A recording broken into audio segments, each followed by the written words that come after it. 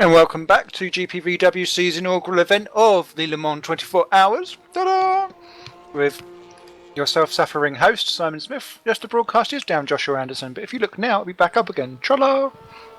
Apparently I have with me, albeit with a rather large queue of people waiting, so I might start shuffling on in a sec. We have Stint 1 leader, Toby Davis, who we're just going to finish off the 7 questions of fun.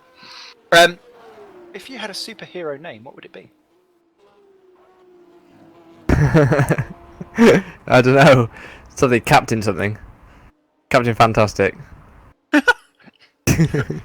And the debate of this 24-hour Le Mans race, should motor racing be an Olympic sport? No. Oh! Definitely You're the not. first no. Why? Oh, well, pick any number of things. Let's... identical machinery doesn't exist. It isn't possible. How would you govern the machinery as well? How would you stop teams cheating? Can you imagine? It's just not. Olympic sports are supposed to be a level playing field, and it's who is the best. And there just aren't equipment differences really. There can be swimming, for example, a few years ago with the whatever they were suits. I can't remember the name of the suits, but were those the ones that had the super slippery ones that everyone wore? Would be really bad if you was trying to actually do some kind of frottage experience. Yeah. But yeah, I can see that being So that's my point really. It wouldn't be a level playing field, and you'd have accusations of it's just nightmare city. No, that's a good counterpoint to the point. So no, that's interesting. And on the swing front, I've always wondered. I'd like to see the day when someone sporting a smokingly huge afro won something in the swimming, because it must cause them so much bad aerodynamics to get that huge afro through the water. Yeah, who would know? Alright, thank you very much for that. I'm going to do a quick run through the order. You're more than welcome to stick about if you'd like to, Davey. And then I'll start dragging the next person in for their chat as well. I'll hang about. I'll be a second commentator. I'll probably go munch on my pizza for a bit. But if you don't mind, Simon, I can always leave if you'd rather be alone. I want to be alone. No, you just have to share what pizza flavour you've got first. Oh, it's a Mighty Meaty from Domino's, but edited, so there's no ground beef. What? Don't like the ground beef, man. I like the Mighty Meaty without ground beef, so I get extra peppers instead. So, you're a sausage man. Yeah, you got it. Cumberland. Cumberland. Right. Let's see who else we've got then to bring up into the booth. Who was there first? So, next man up. There you go. Pushed in at the last minute there. Hello. We've got poor old Lewis McGlade, who I'm ever so sorry to keep you waiting so long. We've had all kinds of shenanigans going on in the broadcast booth, but it's great to have you with us, mate. How are you doing? I'm good. I'm kind of on the edge of my seat because of where the smile is at the moment in the race, but no, it's been a good evening so far. And why are you on the edge of the seat for Smile? Because, where they're leading? Yeah, no, it's because it's kind of like, it's just a bit of a tense moment. We had the tense moment earlier on when Fran and Tomio were having a little duel. That was a hairy moment, but it's always nice to see Smile in a good position. Because of course they are with Aurora Designs. They are, yes. So, and Aurora Designs have been taking over GPVWC's multimedia catalogue by quite some storm with their amazing pictures and stuff. So great work all round. Yeah. Will you be stepping into the car, or are you just overseeing? I'm just overseeing. I was going to be stepping into the car, but I was rubbish. I tried, I really tried a few times over the last week to try and get comfortable in the car, and I never could. But because I was going to be doing the evening stints with Mike Bell at Smart Power Racing, but we had a few problems with me just because of my pace, and obviously you look at where Fran and Torborg have got the car at the moment, and I didn't feel like I'd fit in, so we got Reece Gardner, and that'll hopefully be a much better fit for the team. Okay. But similarly, you have found someone else with a sportingly original hairdo. So, yeah. I do feel that it has been hairpiece for hairpiece swap over, so that is all good. But you must be delighted, because coming into this, I was told, right, it's going to be THR versus Simcraft. And all of a sudden, Smile was in there going, yeah, whatever's, podiums. So that must please you. Yeah, now, Mike, who is the main team owner of Smile Power, has been doing a great job this season in GPVWC. When you look at what's been happening with Smile Power in WSS and what's been happening with Smile Power in Formula Challenge, it's been a good season for Smile Power so far, and they've brought that knowledge. We've brought that knowledge over into this event to try and obviously, considering this is still part of the Master season, make up for what didn't happen back in Daytona when we had loads of cars. Back in Daytona, I think we had about 6 or 7 cars on the track at the moment, and not one of them finished. But we've been working hard to get the car into position, and we've got some really good drivers out there. When you look at what they've been doing in WSS, so this I don't think it was expected us to lead. But we thought we'd definitely be in the fight for the podiums and up there in this event. Great. There's Nico DeConnick pits for Walters Automotive.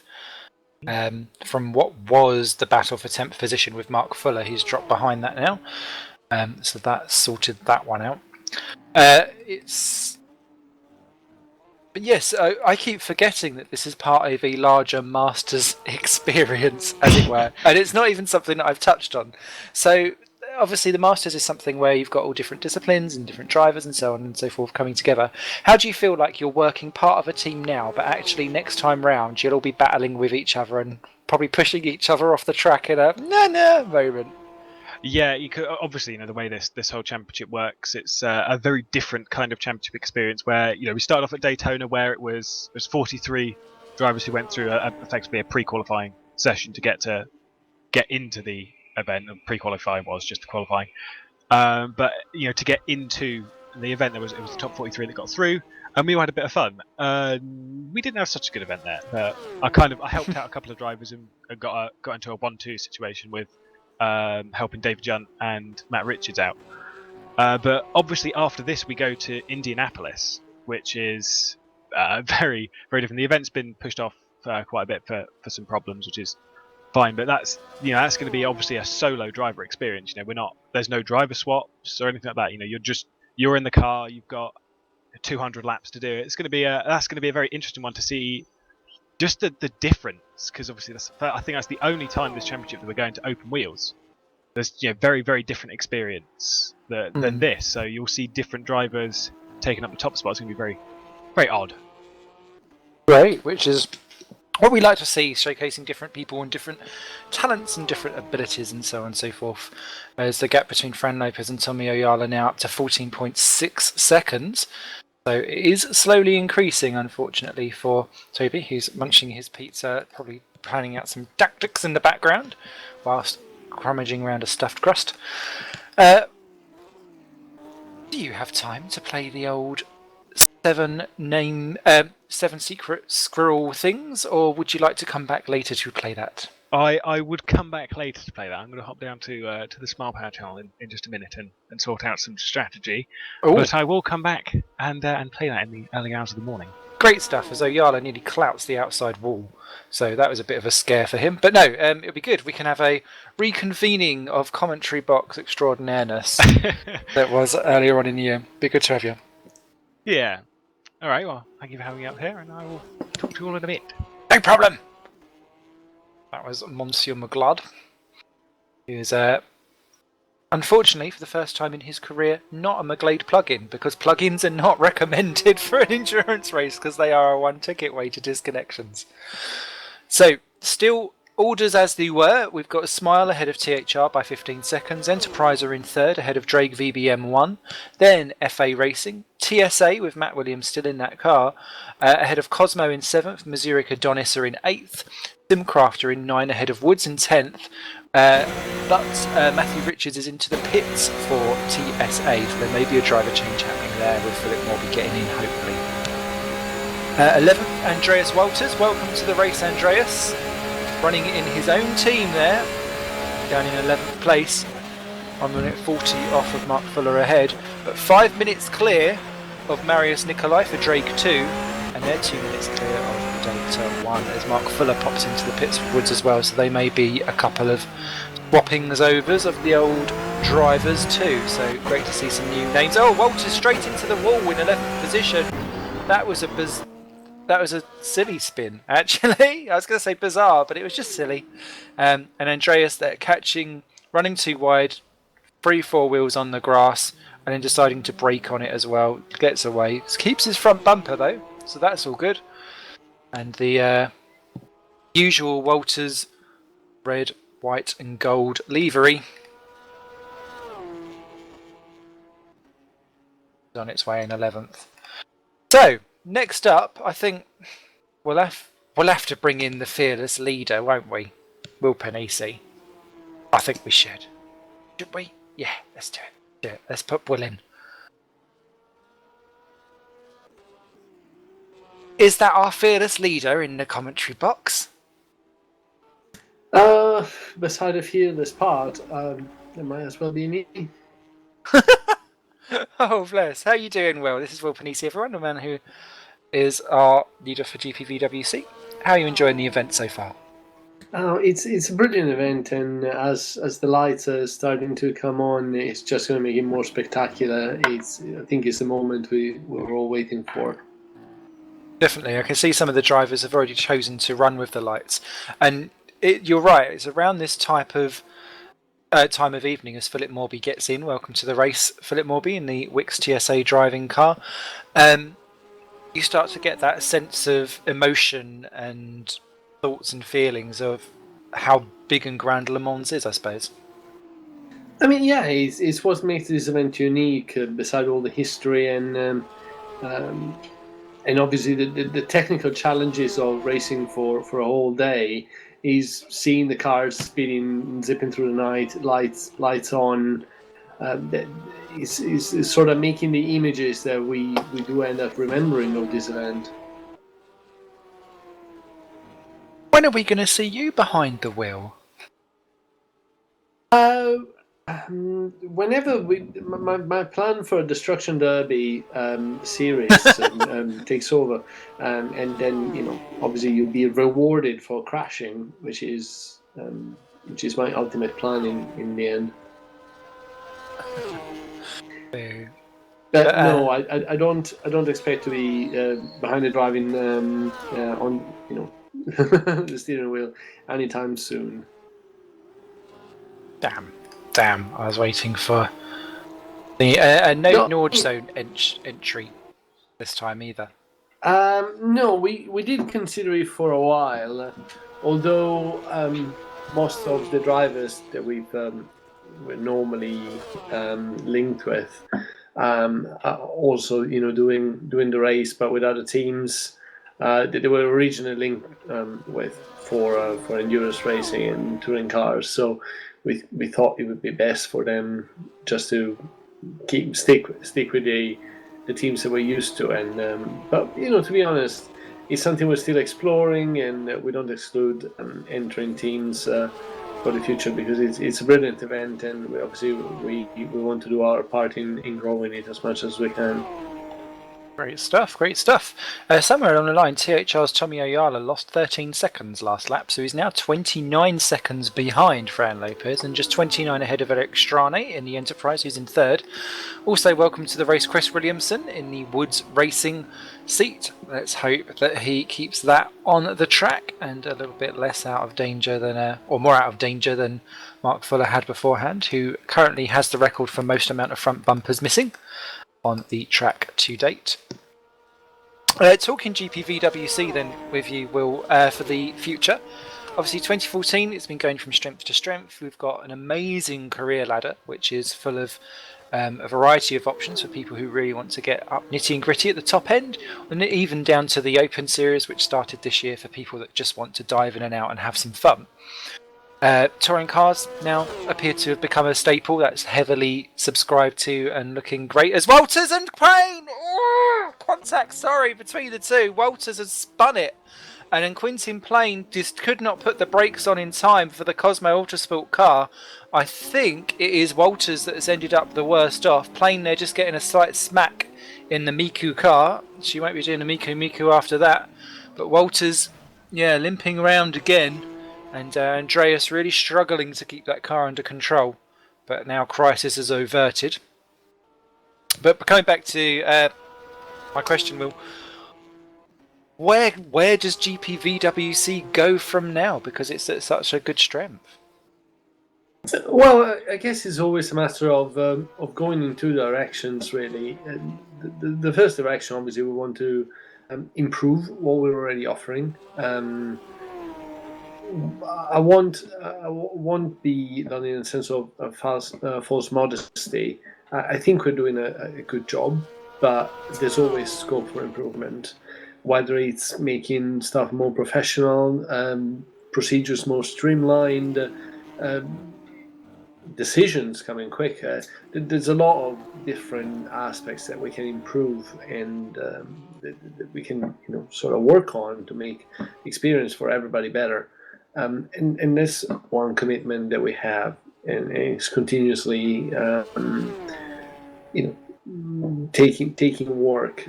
On the other hand, we are considering a lot of plans for the future to introduce new stuff, new series, one-off events as well.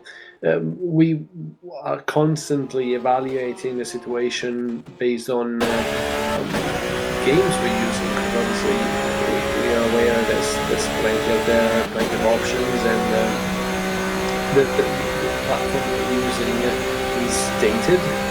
So still that's what it's done, but we're not against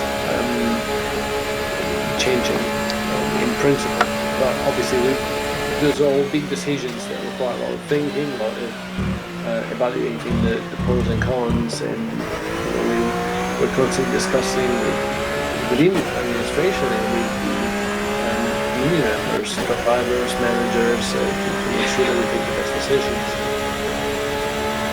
Which is great, and one of the big things of the big draw that got me across to GPVWC a couple of years ago was the community itself, and it's good that the community is always considered. I thought it was the free donuts. The community supplied the free donuts. Yeah. But donut trails do help. But came for the donuts, stayed for the community. There we go. And the wooden spoons coming last on the races that I do. It's all good. As the field continues round, Niels both are nearly binning it, unfortunately, for Deltec. But everyone else now appears to have got themselves into a pattern. No changes of position at the moment. The field's relatively spread out. Smallest gap so far is between 7th and 6th position, 13 seconds between them. Hamnet of the Harley variety, though, has just done the fastest lap of the race, a 1:56.002, as the coolness of the track starts to help out with the tyres, and that will help Simcraft continue reeling in Riku Sarpilla, in number 0, who is in 8th position, 37 seconds further up the road from where Simcraft is.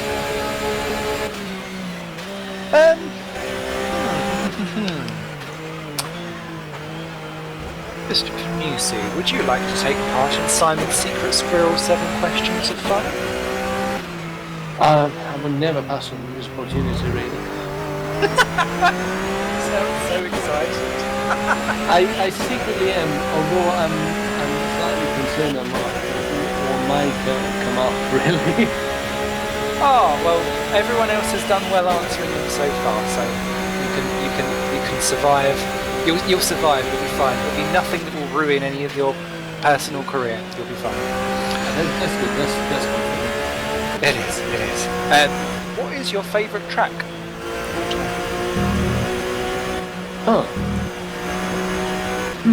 That's a good question. In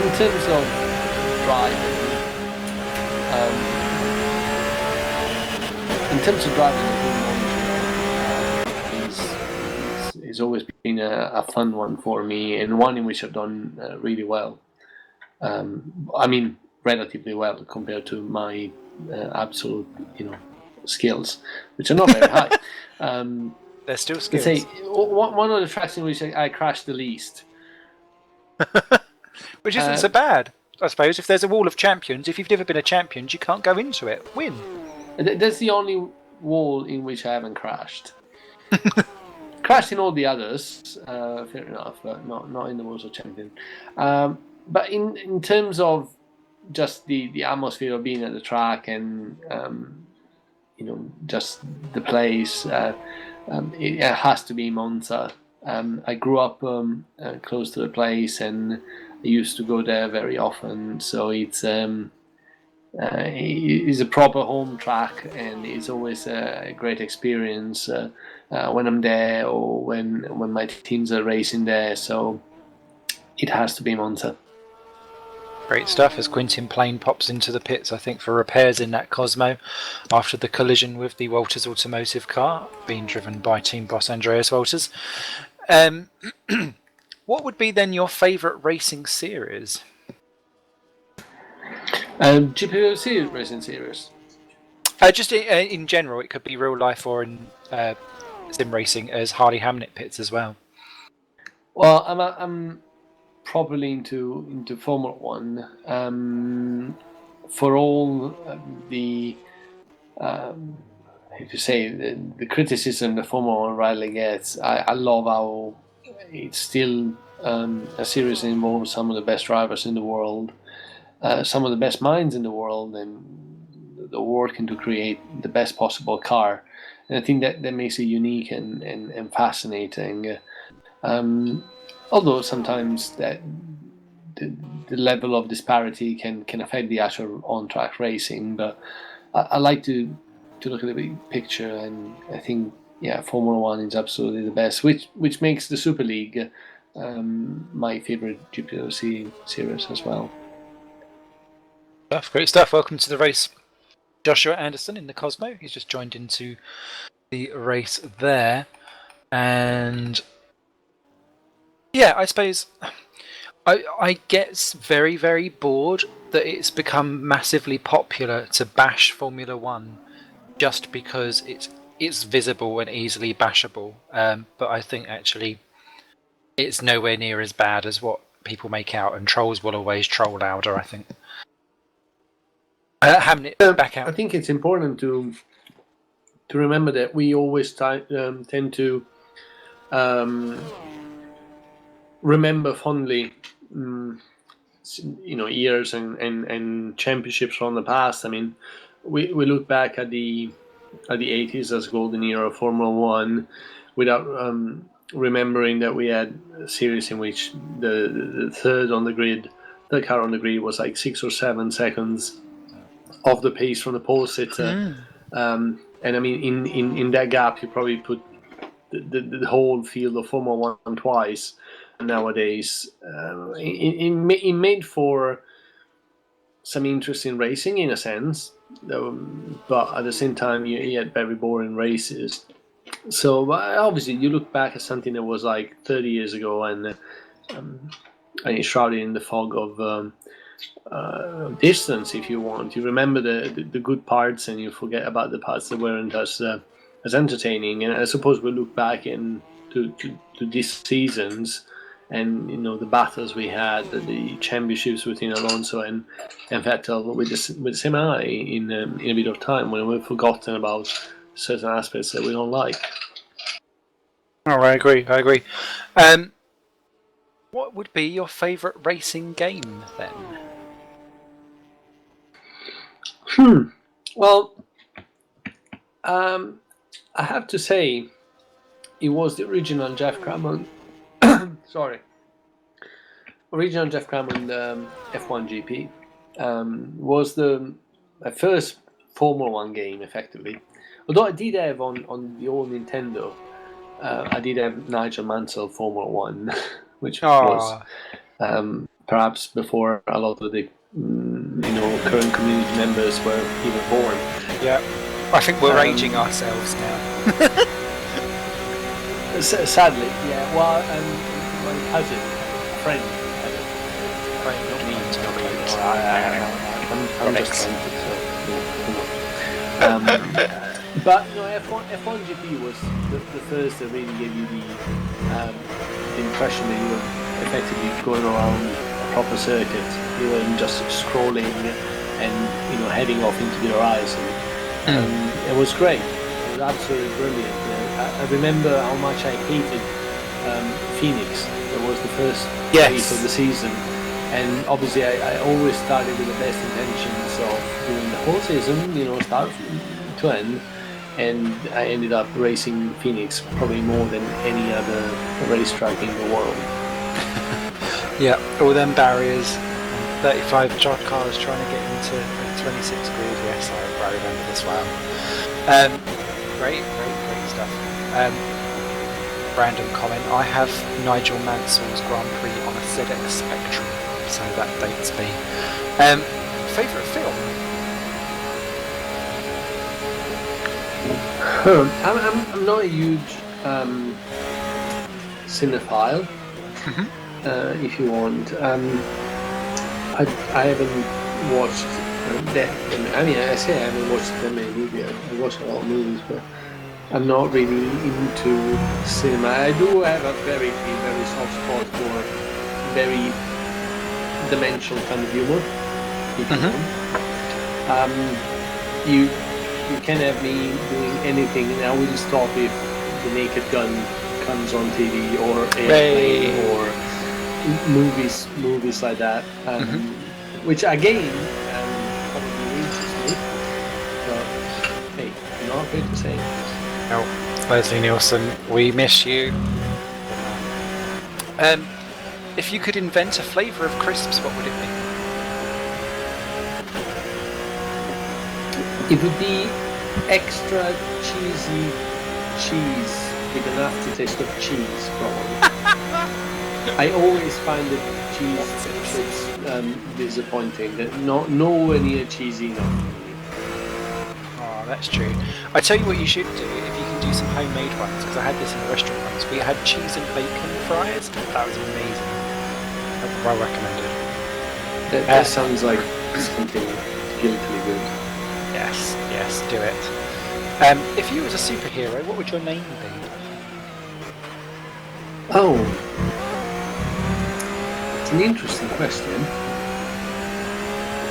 I would go with something akin to Thor, because I would be wielding the hammer of bands. So, perhaps something based on my surname, so it would be Por or something. Although there's something you get bumps on.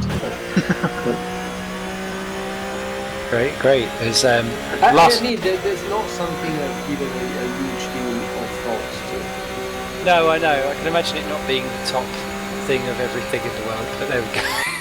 And last question, just before we join on to Hardy Hamnet, who's about to have a go at Joshua Anderson quite soon. Do you think motor racing should be an Olympic sport? I think there would be the potential. I don't see why not. So long as all the cars were equal, it could be something. I would see some sort of rallycross, pretty much like you got snowboard, bordercross, and ski cross in the Winter Olympics. I would put a rallycross kind of event. I think it would be fun. Great stuff. Well, thank you so much for taking the time to come and chat with us, Will. It's always a pleasure, Simon, and I'll definitely be at hand, on hand, even later through the night as well, because I'll be following you. Great stuff. Well, take care, and I shall look forward to chatting with you very, very soon. Woohoo! Cheers, mate, and thank you for this great broadcast. That's all a bit premature. It will go downhill once the alcohol comes out. I promise. So far, so good. Thank you very much. It's always a pleasure. Okay, so that is Monsieur Panisi all done. Drop him in and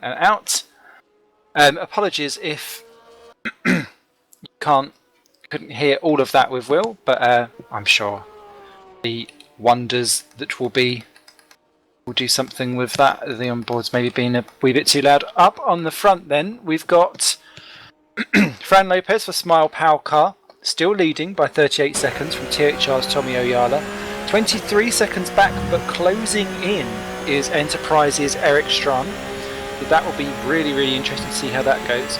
Drake VBM for James Johnson is 40 seconds further back in fourth, ahead of FA's Yanni Vananen, who is a 1 minute 40 further back on his 49th lap. Fran Lopez is on his 50th, so that's all good. The TSA driver of Philip Morby is in 6th position, but he's 2.5 minutes further back, so really on his own. And he's 26 clear of Riku Sarpilla for Mazurek, who's quietly but assuredly clawed his way back onto that. Remember, that car had issues earlier on with Silver, as Tommy Oyala, I thought he crashed then, but it was just a minute lag spike for me. 8th is Harley Hamnet, who has got past Joshua Anderson, and I think that may be because Joshua Anderson has binned it somewhere along the line. Yes, he has. So he's gone from being 8 seconds ahead to 15 seconds behind Harley. That's one less to clear, and he's now got 1 minute 52 to catch on Sarpilla. Joshua Anderson is 2 minutes clear of Chris Williamson, who's moved into 10th. Fort Woods Racing. Joshua Anderson's all over the place, actually.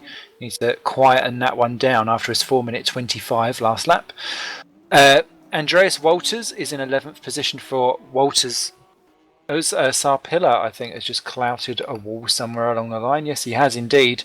Just ahead of Chris Williamson, who wants to unlap himself if he can. Sarpilla keeps going. Got good 1 minute 50 clear, but that will not help his car any way, shape or form. Marius Nikolai is in 12th for Drake VBM2. 1 minute 54 behind Walters, but closing in the rate of 12 seconds a lap. Whereas Deltec are 3 minutes 15 off of the back with Niels Botha. But actually Niels is looking like he's honing in and getting quicker over time. So maybe he'll be able to increase their fastest lap of the race so far.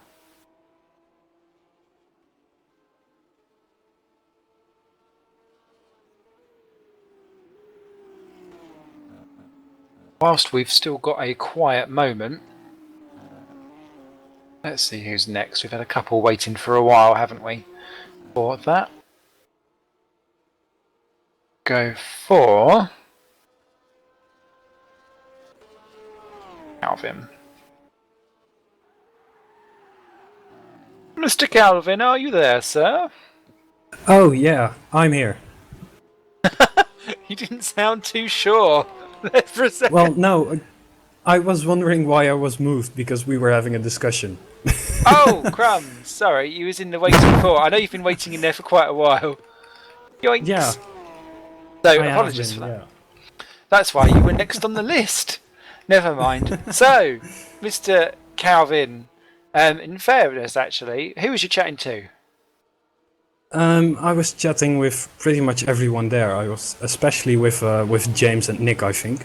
Oh, okay, Nick will be next. That's right. I was going to say could drag him in as well and have a free-for-all, but we'll wait for the drunken hours for that. So, Mr. Tokitori, how is it been going for your brigade today?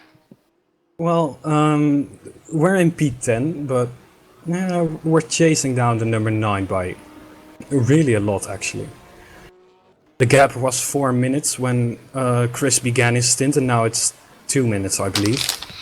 Yeah, because Josh, I mean, his last lap round was a 4:25, and you guys managed to crash off into a wall and still kind of not do badly. So that's how we roll. Yeah, well, that's what I was saying to the guys as well. It's actually a good thing to see so many people drive into walls, because then if someone does it at night, people will just say, oh, it's another crash. But if you would be the only one to crash, everybody would be like, why did you crash the car? And, oh my god. It would be much worse if you were the only one to crash the car. That is true, and there's going to be a lot of worry, I think, on if you was the only one to bin it for your team. You're kind of hanging your own noose, so to speak. Yeah, and you're always known as the guy who crashed the car. As Harley Hamnet nearly bins it at high speed, actually, in his car, so got to be careful. Tommy Oyala into the pits for THR, so that's all good for him. That passes the lead back further into Fran Lopez's hands as he continues to pull away. What do you kind of have as an overall hope for a result? Would you just like to keep the top 10, or have you got your sights set on something a little bit higher? Well, before I even had a team, I said anything but a podium would be a disappointment. But now I think just finishing the race is a challenge on its own.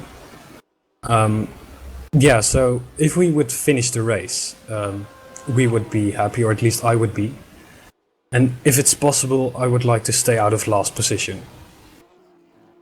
That is a good thought to have, because it's not as if you have a difficult time in. Let's talk about your Super League for a minute or two.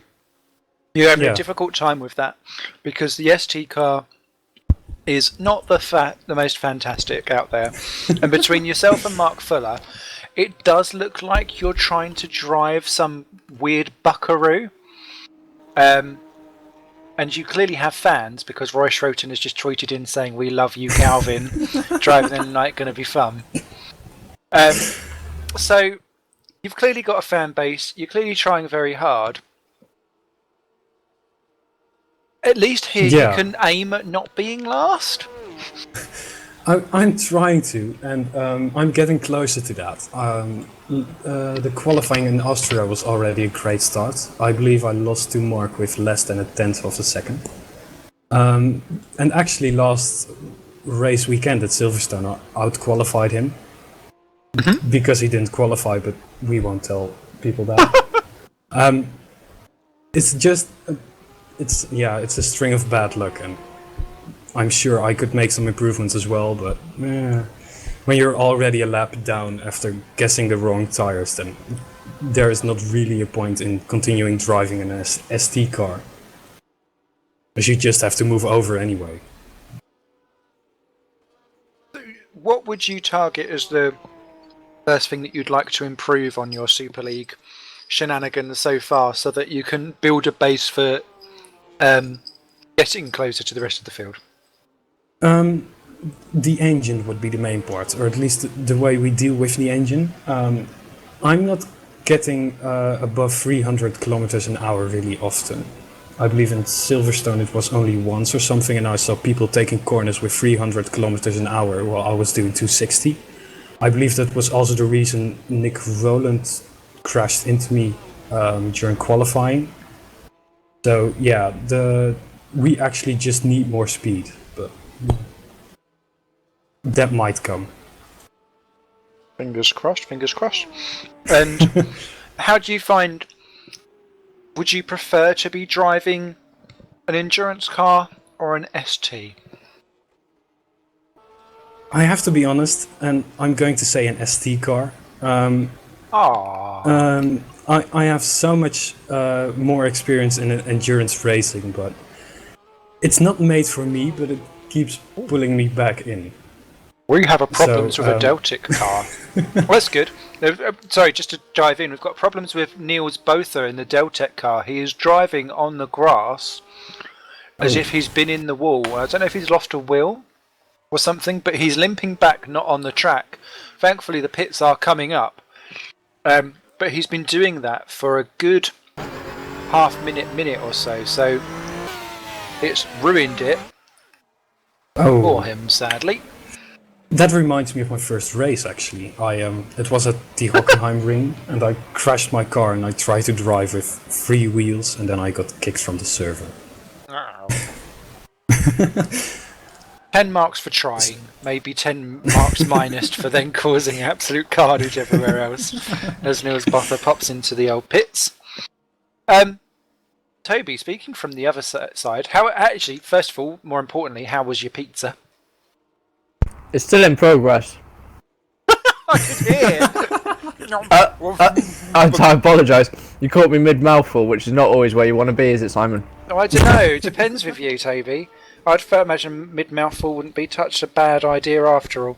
However, I now have soundbite footage of what it would sound like as the Woods car's in the background as well. I think that is. Is that? No, it's not. Sorry, it's the Drake VBM of James Johnson in the pits for his third stop, joining the TSA, the Cosmo, and the Woods, and the Deltic car, who have all made 3 stops. Walters have made 4. I'll come back to you then if you're in mid-mouthful, but... No, it's alright. Okay, I was just going to say, when you're coming round to deal with people who are at the back of the pack, Yes. do you have specific... That's what I want from a back marker, not like to just drive on the circuit and just get out of the way. Please stay on the racing line. Do not deviate from the racing line. As soon as the back marker moves from the racing line, it becomes unpredictable. You don't know where they're going to go. I remember in the days of multi-class endurance racing when I used to do that. Yep. It was just vitally important that people would stay, on the racing line. On the racing line. Yeah, and then you know how to overtake them. And there's actually no point in them lifting off either.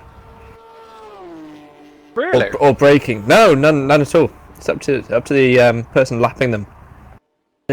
Exactly, to overtake them. Yeah. I'm just too bloody generous, I think. Or too much of a disaster waiting to happen. James Johnson does rejoin in 4th position for Drake VBM, so Tommy Ayala up to 3rd. Because he has stopped, he is behind Eric Strane, but interestingly, he's 1 minute 15 behind. So I think if Enterprise pits, I'm sad to say, THR may have slipped down to 3rd position through the pit stop phase. So we'll see how that rolls out in the end. It's about you're stationary for a minute, then you lose about 20 odd seconds. Okay. In the pit lane, so Don't want to be close. Yeah. So we'll keep an eye on that. So, Calvin, would you like to take the Secret Simon 7 Squirrel Sausage Fest thing? Yeah, sure. Go for it. You sounded confused there. By the way, you deserve a kick for not having Tokitori on the livery. Especially because Miku Hatsune is on the other one. I tried that when I was in Kirk's team. I was in the 2nd car and he would try to make it happen, but then we all moved to Woods and the livery was already done. So for the IndyCar race I will have a full Tokitori livery again. Good stuff. Great to see. So on the basis of favourite things, what would be your favourite track?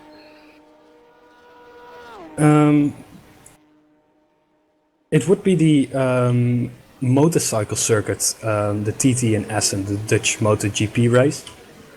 That is my favorite circuit. Even when driving with a car on it, for me it feels like home. But also the corners, the first sector feels amazing.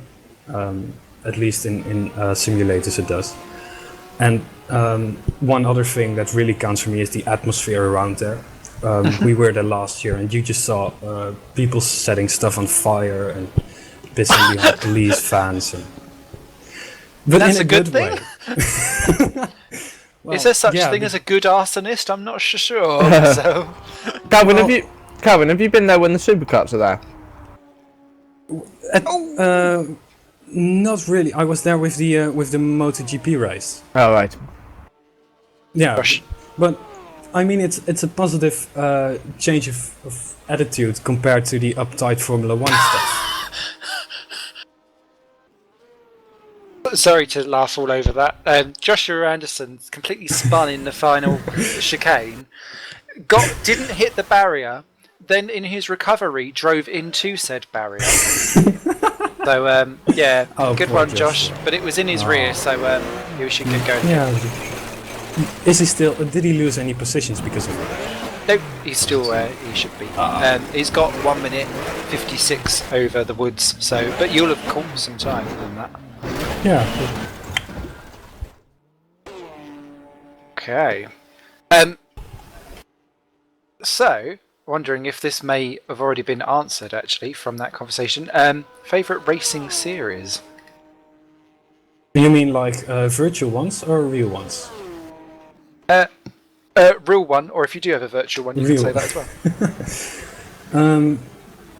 Yeah, well, I would have to say Formula One, but I can see why people would think something different. But it's just something about the fastest cars possible, or at least that's what I aim for. That attracts me. The WTCC also is a great series.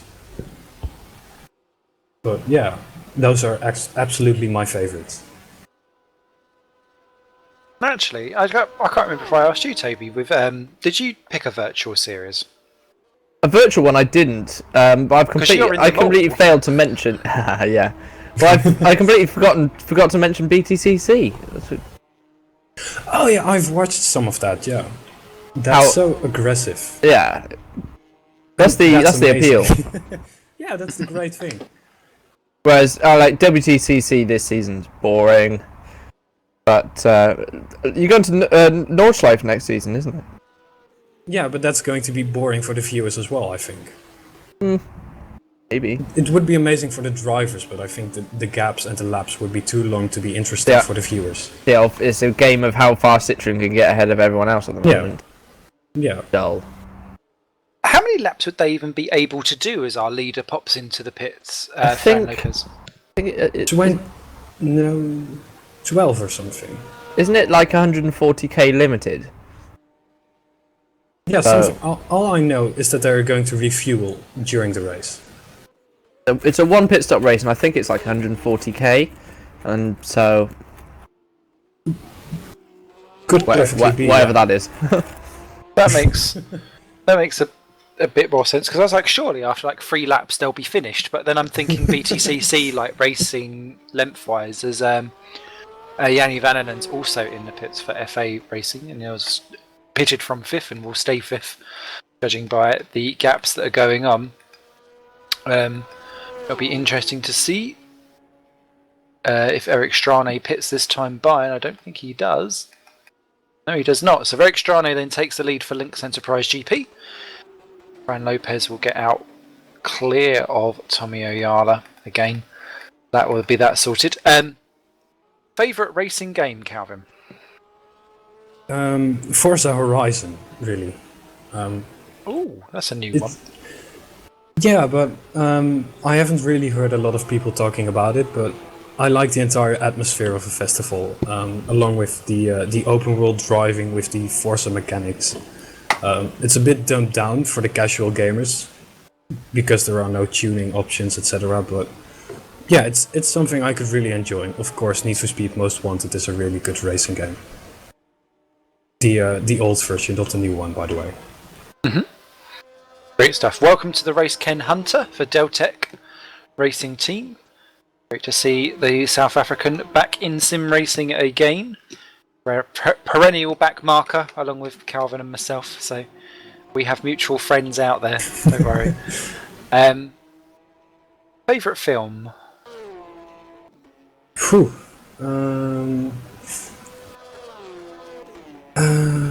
Rakitori has Grown Ups. What that would be the movie Grown Ups or something. Something similar to that. I don't really watch movies too often, but when I do, they're usually comedy movies. Why does that not surprise me at all? I have no idea. Aww. Grand stuff. Oh no, go for it. I thought you was going to say something, sorry. Yeah, I was going to say that I do watch series sometimes, but then I would have to say that my favorite series would be Chuck, which is about some lame nerd who becomes a spy but completely fails at being so. I've never heard of that. Really? It had like 6 seasons in the US. I don't particularly watch TV, so I'm a bit out of the loop. I'm a hermit! Sorry! Boo. Cool, okay, I shall stick that down and YouTube a trailer of that once this 24 hours is done. of which we are 3 hours 37 minutes into. If you could invent a flavour of crisps, Calvin, what would it be? It would probably be something really healthy, like banana crisps or something. Just to already get. exist. Not in this country. Not that I'm You can. aware of. Oh, I'm thinking of the dried banana chips that you can get in like Harvest Crunch cereals. That doesn't count, does it? That's but they're still bananas. It's banana flavoured crisps he was on about, isn't it? Okay. Toby has instigated some rules into said crisp flavourings. I'm down with this. This is good. Cool. Okay. They have a competition for it though over here. Invent a flavor. Do they?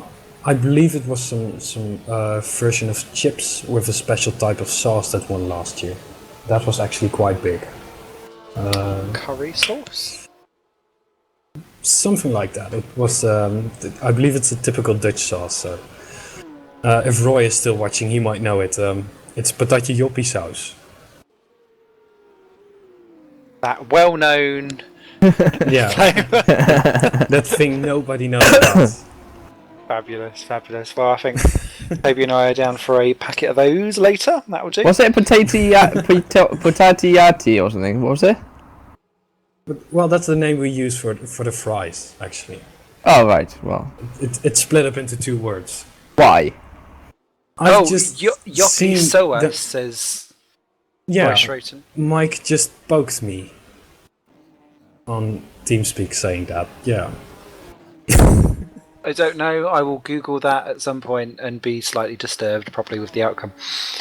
Fran Lopez through the finals of Kane, by the way, is getting more and more aggressive with the curves, shall we say? I've been watching him for the last few laps. It's getting it's almost flat out through the final sector generally. Well, Eric Strane is in the pits actually from what was the lead now down to second. So this will be telling to see exactly where he comes out in relation to your guys, Tommy Ayala, who's. I think he'll get ahead of him. I think Tommy's made a small error because he's a long way back. I don't know. It's going to be close. I mean, he's done since his pit stop. He's done a 4:02 and a 4:01. So. Not looking too bad. Joshua Anderson going onto the grass to get out of the way. He needs to go to Toby Davis' School of Back Markerisms, although he's now on the grass the other side, so I think he's got a problem. He's limping back. I think he's jumped him. He's out. He is. Oh dear. To the strategy hub for you. Not panic stations yet. No, we've got Chris Butcher coming in next, so. Butcher. So, no, you'll be fine, And, yes, so that is a genuine swap of positions. So as Cosmo's Joshua Anderson goes into the pits for repairs again, we have the top three now as Smile Power for Fran Lopez, 46 seconds clear of Eric Strachan for Enterprise. THR's Tommy Ayala is in third, 14 seconds back. So you're right, I think there was some kind of issue that's gone on there somewhere. Drake's James Johnson is 48 seconds further back in fourth, with FA's Janni Vananen rounding out your top five at the moment. Star Pillar is now also into the pits for Zurich, so that's for his third stop. There's only Marius Nicolai, who is on 2 stops, who's a bit out of sequence from the rest because they're a bit further back, yet to make their third top up of fuel. So everyone else is kind of hanging on regardless. That's not bad. Karen, if you was a superhero, what would you call yourself? Tori. Yeah, and I would wear a yellow cap or something. I would dress up in all yellow and call myself Yellow Toki Tori. spandex. Okay. Yeah, and then just go to the club. Did you hear, by the way, about the guy who lost a finger during the rave and then continued to party? No. That was a real superhero. The best thing about that story was how there were some kids like playing catch with it later, apparently. Playing catch with his finger. Oh no.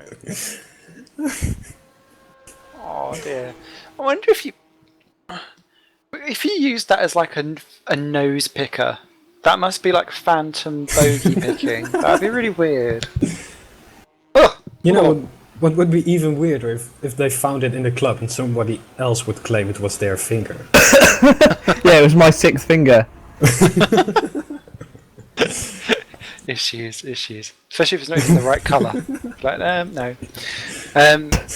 And last but not least, on the debate that is the 24-hour Le Mans, do you think that motor racing should be an Olympic sport? No, it's too mechanical for it. Right now, you could say, for example, that one of the drivers in the Caterhams is the best on the grid, but they wouldn't get any medals at the Olympics because they are driving in Caterhams. So, but if all the cars were equaled out, then yeah, I think it should be an Olympic sport. Interesting. I tell you what was very interesting as well was Philip Morby was trying to unlap himself from Tommy Oyala and nearly binned it doing so. So needs to keep the calm. Don't be morbid. not into the barriers. So that's all sorted. Andreas Walters is into the pits for that team's 5th pit stop. So Andreas clearly racking up the bill on the old damage front. He's doing a driver swap or not, we'll soon find out. But no, you survived the Secret 7 there, Calvin. When are you looking at being in the car? I believe I have to start within an hour or so. Oh wait, I still have a little over an hour to go. And then I'm also doing a part at night, which is going to be interesting, knowing I haven't really practiced driving at night. Mm-hmm. And then I'm doing a stint in the morning. Well, I have the experience from previous races driving at night, so I should probably just go and do a few laps, see how the headlights work, how far they go, and work from there on out. But yeah, the Le Mans circuit is not in particular tricky or anything, because of its many long straights. Mm-hmm. Yeah, I think practice would be a bigger factor if we would race at Spa-Francorchamps, for example.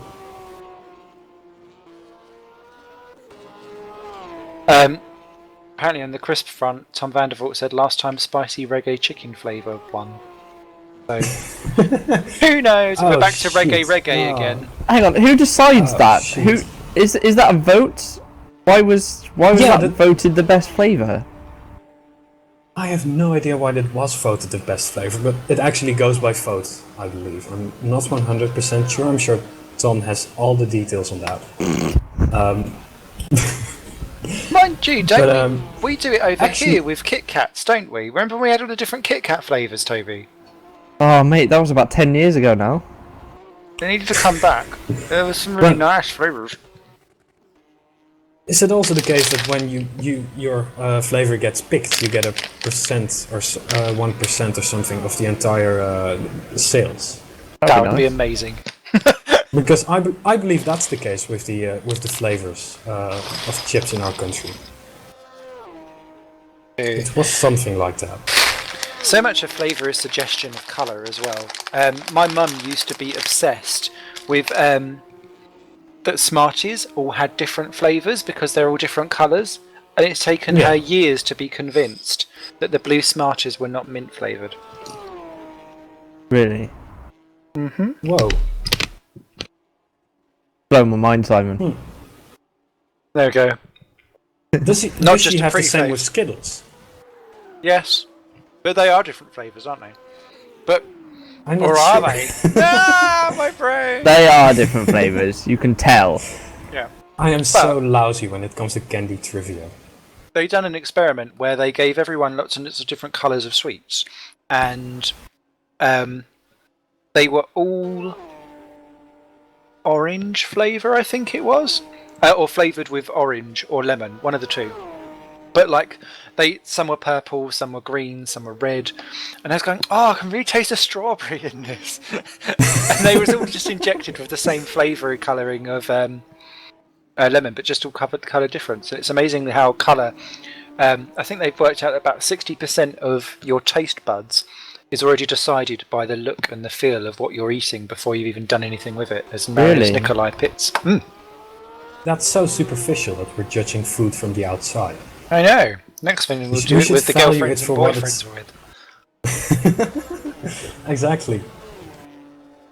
Everyone knows it's 90% looks. Yeah, of course. But nobody says it. But yeah, we all know. Yeah. That's Well, I have that's a the half same neck, thing mine with moves in. love at first sight. Exactly. Well, exactly. So, yeah, you're not actually in love with that person. You're in love with the way they look. Oh, Ariana's off! Into the barriers! No. Oh no! He just got round Andreas Wolters a couple of corners ago, who looked like he was about to have his own accident. But he's gone off in quite big fashion. And it's always done exactly the same as what Nico DeConnick done, but made a much worse job of it. I'm so sorry, Toby. Oh god. Please just be rear end damage. It was the rear end that went in. Oh, but it he's was the rear wobbling. left. He's wobbling. Is he coming in? No. No, he's doesn't look like he's got a puncture, to be fair. Oh. I just hope it's not suspension damage, because that can... If it's rear end damage, you lose maybe 2 miles an hour on a straight line. That's fine. Suspension damage, then steering will be a bit wonky. What a shame. What a shame. What I should say, however, is because we're doing this in practice mode, I believe when you change person, you get a fresh car. I believe. What I read.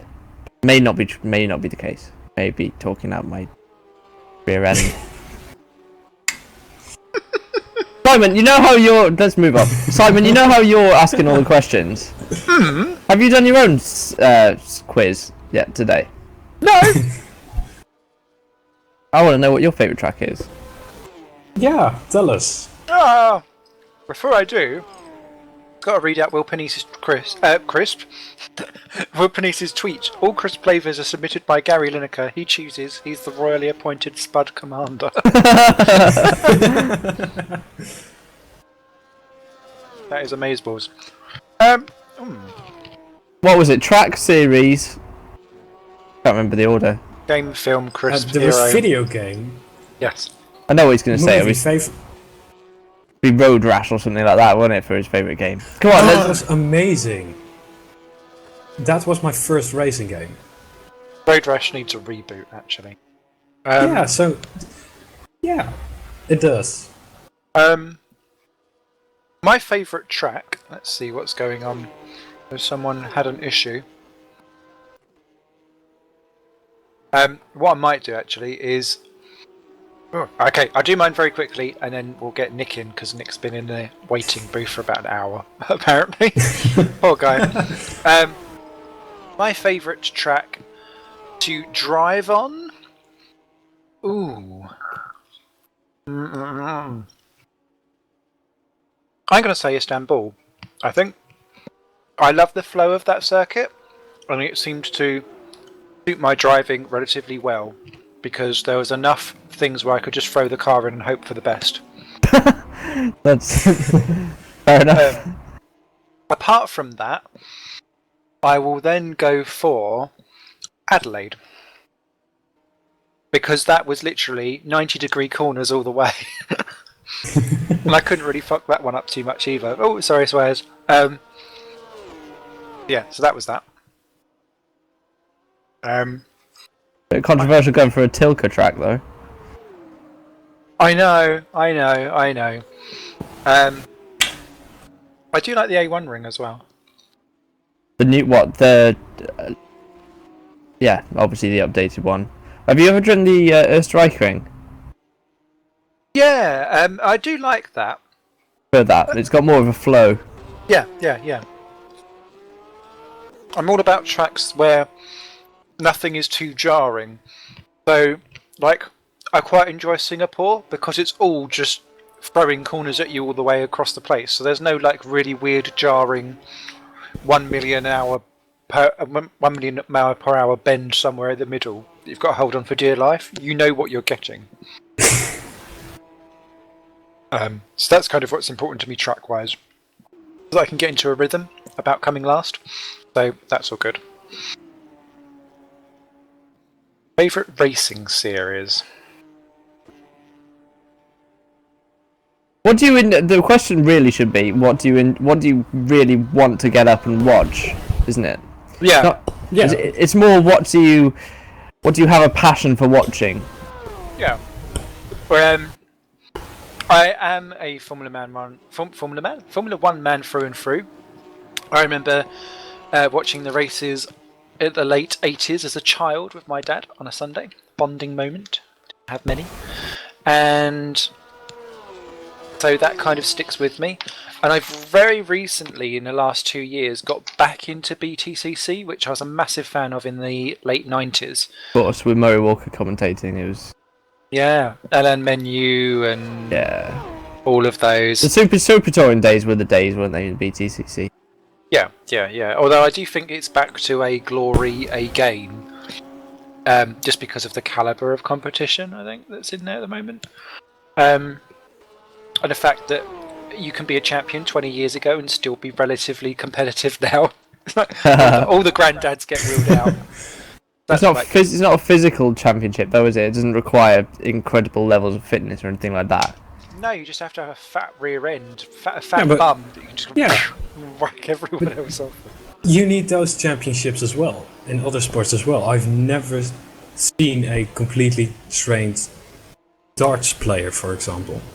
No offense to dart players, of course, but... Darts do their training lifting up pints of beer. Yeah, exactly. So it'd be F1 BTCC. I've yet to really get into MotoGP. I don't know why.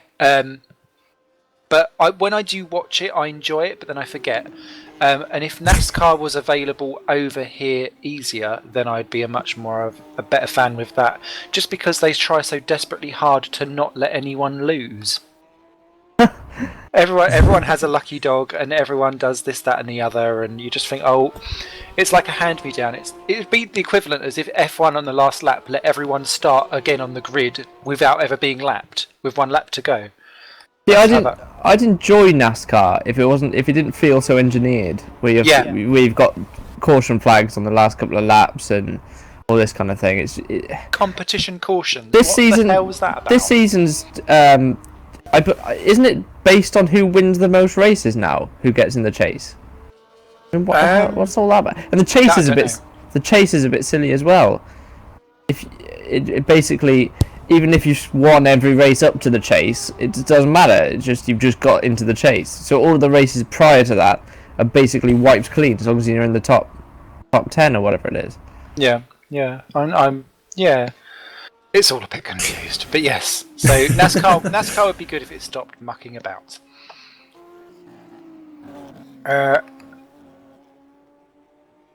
Nick Dawson Lathan says, "I'm American. I will clear up all NASCAR stuff." Okay. Consider that one confirmed. We'll have you in for my NASCAR confusion chat later. Favorite racing game? Oh God. See now. My heart says R Factor because I can't think of any other game I have spent so many hours on and not driven a bloody wheel.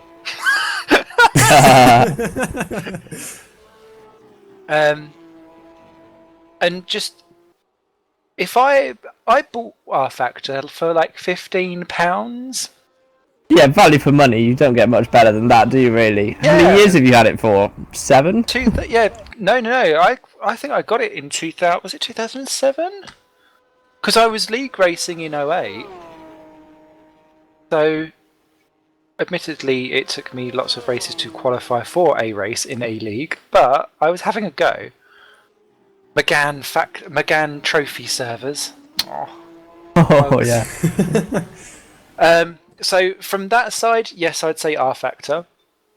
I remember the very first Formula 1 game that came out on PlayStation 1. I think I've told this story before, but my parents used to drag me up shopping as a child, and they used to leave me standing outside electronic boutiques before it turned to game, if you're a UK person. And they would have the Formula 1 game on in the TV in the window. I used to watch it for a couple of hours, and then they'd come and collect me once the shopping was done. I'd be like, home times! They'd be like clawing at the window, going, "I want it! I want it!" And apart from that, I would also say Super Sprint from an arcade perspective as well. If anyone is that old enough to remember it, it was a first free player racing arcade game, and you had a go pedal, and then you had a wheel that you would smack, and it would just spin round and round and round, and that would be how you'd get round the corners. It was great. I feel so old now. Do you remember talking about arcades? Do you remember Sega Rally? Yep. Oh yeah, I do. Epic. That needs everything needs a reboot. Sega Rally did get a reboot in about 2008, didn't it, for Xbox 360? Yeah, I've got it on PS3 somewhere. They've done a disc copy and then they've done a cut down digital release of it. Right. Speaking of reboots, did you guys know the new Grid Autosport is coming out next week? It seems a bit too quick, doesn't it? Yeah, but it seems to. They've said they wanted to get the old Grid 1 vibe back, because Grid 2 obviously was a big flop because of the entire handling and career system. Yeah. But that sort of looks like an attempted reboot, but completely updated thing. I know what you mean. See, I will get Grid Autosport, but Grid 2, it was fine as a single-player racing game, but as soon as you raced against other people, because of the way how all Codemasters games, apart from the F1 ones, have kind of drifted towards drifting games, it's made me lose a lot of interest in it. So I'll get it, but probably once it's half price. Well, Grid 2 was on the Steam Flash sale for 75% off or something a few hours ago. God, I love a Steam summer sale. Oh my god. Spent so much money. Yeah, it's not that great, really. I don't like the entire handling system. Bad times. We're going to have like a proper let's discuss all of our games later hour where we'll get lots of people in, and I can sit back and eat my takeaway bingo and let everyone discuss the games of what's going on out on track, providing that there's no ginormous battles going on, of which there is one about to happen for last. Ooh. 3/10 a gap at the moment. Yeah, not bad at all. It's Marius Nikolai for Drake VBM. Someone is talking, but I can't see who they are. Oh god, they're all over there. Yes, he's 3 seconds clear of Ken Hunter for Deltec, so that's going to be an interesting one to see how that one develops. Favourite film? For me, I'm going to say this is going to sound a bit crap. The Poseidon Adventure. Yay! I'm a big disaster movie man, so I love disaster movies, and there's nothing better than some of the campy 70s ones. I always watch a disaster movie because then, if I've had a really, really rubbish day, at least I'm not being killed in an earthquake. So that's that. If you could invent a flavour of crisp, what would it be? What would it be, Simon?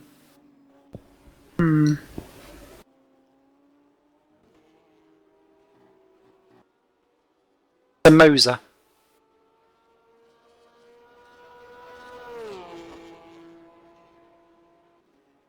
Or just on its own? Yeah. I don't know. Actually, it would be doner kebab and chili sauce flavoured crisps. And it would be. You remember those? Do you remember those crisps where they used to come with a sachet of salt and you'd sprinkle the salt over? That was an average idea at best, wasn't it? Yeah, I know. It was a bit. It was like do it yourself, a bit like self-service in Asda, but only crisp from. But you could do it with like a little sachet of chili flakes on your kebab chips or crisp thing. I don't know. Next question. Superhero name, Super Sai, obviously. Or would it not be Satorimon? It could be Satorimon, but that is my stage name for when I do my music-y bits. So, unless I was a superhero singer, maybe. I'm or I could, embarrassed. You. I could Why be the aren't you Moved making Wonder. a Tokitori reference? Because Tokitori is yours. You can have Oh, Tokitori. shit. Did you know Roy still hasn't bought that game? Roy, you suck. Or I could be called the Moved Wonder. There we go. Oh. And should racing be an Olympic sport, I'm going to say only if it was done in a Race of Champions style. Oh my god. Like some really cack go-kart. Because then it's so back down to driver skill. Would you allow pro drivers? I don't see why not. Because obviously tennis allowed professionals a few years ago and it sort of devalued it a bit, but yet boxers have to be amateurs, don't they? In the Olympics. I don't really get that either, because surely if it's an Olympics and you are the best, why are you then banned from getting the gold medal? Because you've already proven yourself to be the best elsewhere. I think that's I can understand. It's one of those unsatisfactory things for me, because I can completely understand why they do it. Yet I would argue against it, but then I don't know if I'd be happy with the argument myself either. The Olympic rules for football are quite interesting. You've got to have everyone's got to be under 23 apart from 3 players. I quite like that. So, anywho, Roshration, I finished the first 10 levels of Tokitori 1. There we go. 24 hours of Tokitori. No, we're not doing that. Why not? Because I think there's only a certain amount of people in this room that could deal with the amount of yellow that would happen on that screen. I think the soundtrack would kill you for 24 hours. That is true. But no, thank you very much, Calvin.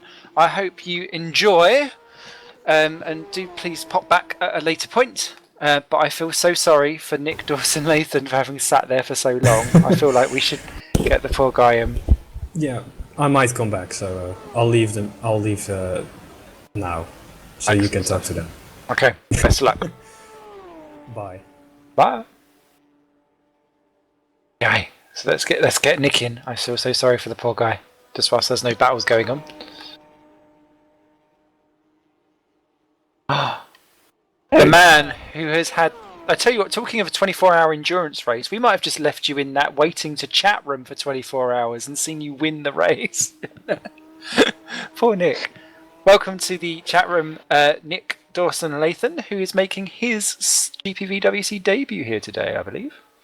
I've been in this league for literally 2 weeks, and I've made so many things change for so many people, and it's the greatest thing ever. What have you changed? Please tell me you're not chopping off random genitalia and just sticking it anywhere. Well, that's a different story. Anyway, for one thing, the second I came in here, I have Cosmo and YCF1 running Miku cars now, just because of my form signature. Whoop, whoop. I've been in this league 2 weeks, and I'm already racing Le Mans, which I still don't understand how I did that, since they literally have no clue how I drive. So I just found that really funny. And America. That's pretty much it. And America. Amazing that you have just changed America, thanks to GPVWC. That is grand. Making changes every day, y'all. So, have you done sim racing or anything like that before you'd come to GPVWC? And how did you find us? Okay, well, I've done a bunch of NR 2003, which we're in America. I'm in North California, so NASCAR is a really big thing out here. NASCAR is actually out in Sonoma right now. I was supposed to go to that race, but I got laid off my job before I could get the tickets, so that kind of bummed me out for a bit. But NASCAR's out here now. I think they just finished qualifying. I don't remember who's on pole, but how I found GPVWC. I watched a lot of your broadcasts because they always kind of just popped up when I was around. So I'm just like, ooh, something to watch. Let's see what this is. And it turned out just like Love it. Love it. Can't join it because I suck. Love it. But there's plenty of suckage going on in Formula Challenge. You can come and join us there. That'd be good. I would, but I can't because of class. Ah, damn. Yes, because I suppose it falls in a really annoying time zone for you, actually. Yeah, so- what- Yes, it's 12 p.m. my time, and I have class from 10 to 2. So. What's the hourly difference for you? Right now it's 7 o'clock British Standard Time, and it's 7 p.m. British Standard Time, and it's 11 a.m. my time. It's 8 hours right now. Yeah. Wait, what? Yeah. Oh, well, it's good to be breaking America. We do have some Americans in GPVWC, don't we, Toby? With Yeah, we've got quite a few. Brandon. Yeah, Brandon's obviously one that pops straight into your head. There used to be a ton of Americans. We've got one in our team tonight, Ivan Navarro. Not sure he's been around VWC too many times before, but he's from America, so it is interesting. I know quite a few people in South Carolina actually, so it's interesting that you're from North Carolina. I'm from North California. Oh, is that what you said? I wasn't listening. Yeah, I'm from NorCal. That's why NASCAR's out here where I am. We partying. Again, wasn't listening. Whereabouts in North California? I am in Oakland, the dangerous part of North California. All right. So I'm scared for my life every time I walk outside to get milk. Nice. If I was walking outside to get milk, I think I would be a bit worried if it was in public. Oh, dear. Danny Okay. Asbury, there's another American. Ben He's, DeVries, apparently, according to Matt Richards as well. He's Dutch though, really, isn't he? Immigrant. I don't know which way round he is. I don't know if he's immigrated. Immigrants taking our jobs. Oh, God. Ain't got no time for no politics on this show. So, that was... So, That was good, that, Si. Well done. you get a special question, Nick, because as a fellow Miku and Vocaloid fan, what is your favourite Vocaloid and what is your favourite Vocaloid song? My favorite Vocaloid would have to be Megarina Luca because her voice is a bit deeper than Miku's, but her songs, when you play them in the right context, are the greatest thing ever. And my favorite song would have to be Leah by, I don't remember the artist's name, it's in Japanese and I can't remember how to pronounce it.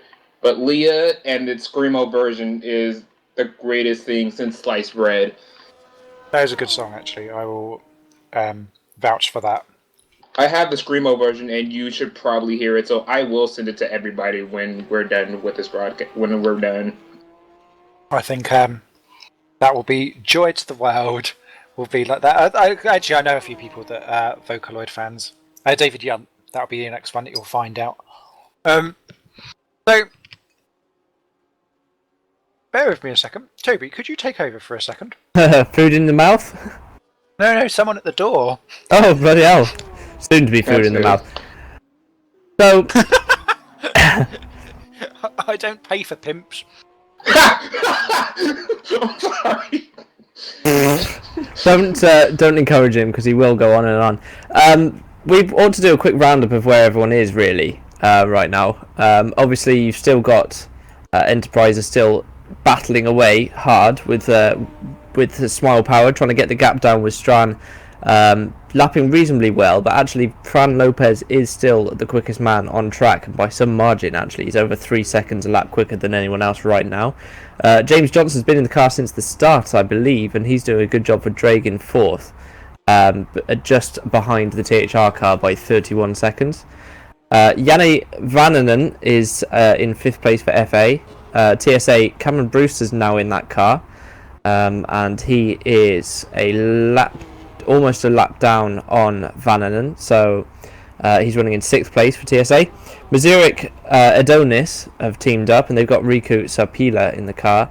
He's doing 406s right now. He's only 6 seconds back of Cameron, so that one could close up. I think Cameron has essentially just come out of the pit lane. He's just done 4 stops. Behind them is the Simcraft car, the recovering Simcraft car of Harley Hamnet after Richards had his problems earlier. He's just 7 seconds back of Riku as well, so and Hamnet has been lapping quite quickly, so expect him to come through as well. Chris Williamson in the Woods car is behind them, and he's a good 2 minutes. 2 minutes back plus 2 laps as well. So Hamlet's done a good job actually to get through the pack up to 8th place. Andreas Walters in the Walters car is behind Williamson. Then we've got Cosmo, Joshua Anderson currently in that car, and behind them Nikolai and Hunter for Drake and Deltec respectively. So what broadcasts have you actually been watching, Nick? What's your favourite GPVWC series? The Super League is obviously a favorite to begin with, but I haven't really watched too much because my life got really busy at some point in time, so it's kind of just been like, well, this is on, let me see what's going on with these guys. Oh, you watch it live? Sometimes I do, sometimes I subscribe to your YouTube page, so I go back and watch it to pass time when I'm like not studying, or I watch it when I'm studying sometimes just to kind of, I have to multitask when I study. Yeah, fair enough. So what's your favourite Super League race that you've watched then so far?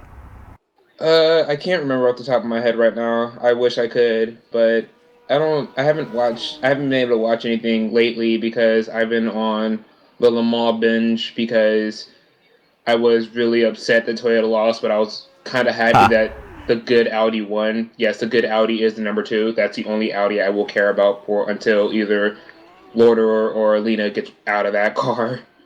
Yeah, well, but I have to say that Toyota did look like they had the strongest car at Le Mans, didn't they? And unfortunately for them, obviously electrical issue for the number 7 car early in the morning, and the number 8 car was involved in that crash with the Audi and Sam Bird in the Ferrari on the first.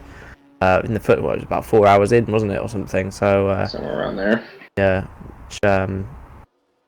which was sad, really, because it took that Audi, that number 3 Audi, out straight away, didn't it? So I was kind of upset, yet I was kind of slightly cheering in my head because I'm just like, yeah, that's one more Audi that I don't have to worry about right now. Porsche did well though, didn't they? First time round. They were only a few hours away from stealing the win, weren't they? Yeah, the number was 20. Kind of upsetting actually. But it is interesting that the regs have allowed 3 very different ideas in Le Mans to work really. Obviously, Toyota have got the V8, Audi have gone with the diesel, and Porsche have got the flat 4. So it's interesting that they've all got different concepts and they're lapping around the same speed. And over 24 hours, you'd expect there to be bigger differences, and actually they were all still within a few laps of each other. It is much more of a sprint than it used to be. It's a sprint, but it's also it's a sprint for the drivers, but it's an endurance race for the car. Yeah, it's got to be engineered well, and the Toyotas the first time round looked quick and struggled with getting to the finish, didn't they? Of course, Davison wrote one off, broke his back at the same time, but yeah, I mean it's the cars are getting more reliable in Le Mans, definitely. Look at the amount of finishes we had this time round. Yeah, that's really becoming a better thing as we go on. Fran Lopez. That reliability takes you away. Oh, sorry, go for it. I was just going to say, Fran Lopez is putting in an excellent stint this time round, just by the way. Very impressed with him. He was potentially one of the hazards of that team, and he's doing quite a good job of keeping on the island. It's doing amazingly well. And I was just going to say, where we've got Cameron Brewster now, who's in the TSA car. Welcome to the race, Cameron. And good luck. He's only 3 seconds ahead of Riku Sarpia, who's only 2.9 ahead of Hamnet. So that trio are going to close up and have a right good scrabble. Well, Hamlet obviously is going to close on them, isn't he? He's lapping quicker than them. So, so you're absolutely right. Let's go. Oh, Hamlet's gone off, though, and he's in the wall. Oh, he's flipped over. He's into the... Oh, dear. Davis, you have just joined the commentator's curse. Bad times. I've done that many a time before, but has he done that? Has he done that at the end of Multi? He's done that at the end of Mulsanne, hasn't he? That's where we are. Oh, he's just got on the curve on the inside. Crazy. But he didn't fight it. He just kept going on, didn't he? So So guess who just got word that they're going to Sonoma tomorrow? I'm heading out to the NASCAR race tomorrow morning at 4 a.m. So I will have to miss the end of the race, but I'm going. Nice. Well, that'll be good fun. That's because that's the actual racetrack, isn't it? Doesn't it? Yeah, it's Not where just a NASCAR is circle. this weekend. So they like my mom just told me, hey, a couple of my friends are going. Do you want to go? I'm just like, yes. Why would I say no to that? Yes, I'm going. Keep calm and go to Sonoma. I just caught the end of your conversation where you was talking about endurance. I think it was you, Toby, that was mentioning about how much more reliable cars are in. Yes. Well, And if you look at the late '80s, for example, hardly anyone finished. That's true, but that's an ongoing argument across a lot of motorsport with reliability factor kind of being removed. Is that a good thing? Of course it is. Why would it not be? So much better. If you look at, for example, 1982 Formula One season, right? There were races there, where you had the leaders fall off lap after lap after lap because their engine died. For example, Österreichring, the Austrian Grand Prix of that season, Alan Prost lost the race few laps from the end in the Renault. You ended up with you ended up with a mighty battle between De Angelis and Keke Rosberg, but there was like 6 cars finished that race out of 24. No, it's not. It's not about who's the best driver and who's got the best car. It's about who could actually nurse it to the finish. Do you remember Monaco 1982? Yep. Where you had literally, because of the fuel rules as well, you had it's literally you had Peroni pulled over. You had, I can't even remember who span out of that race. Who ended up winning that race? Which year?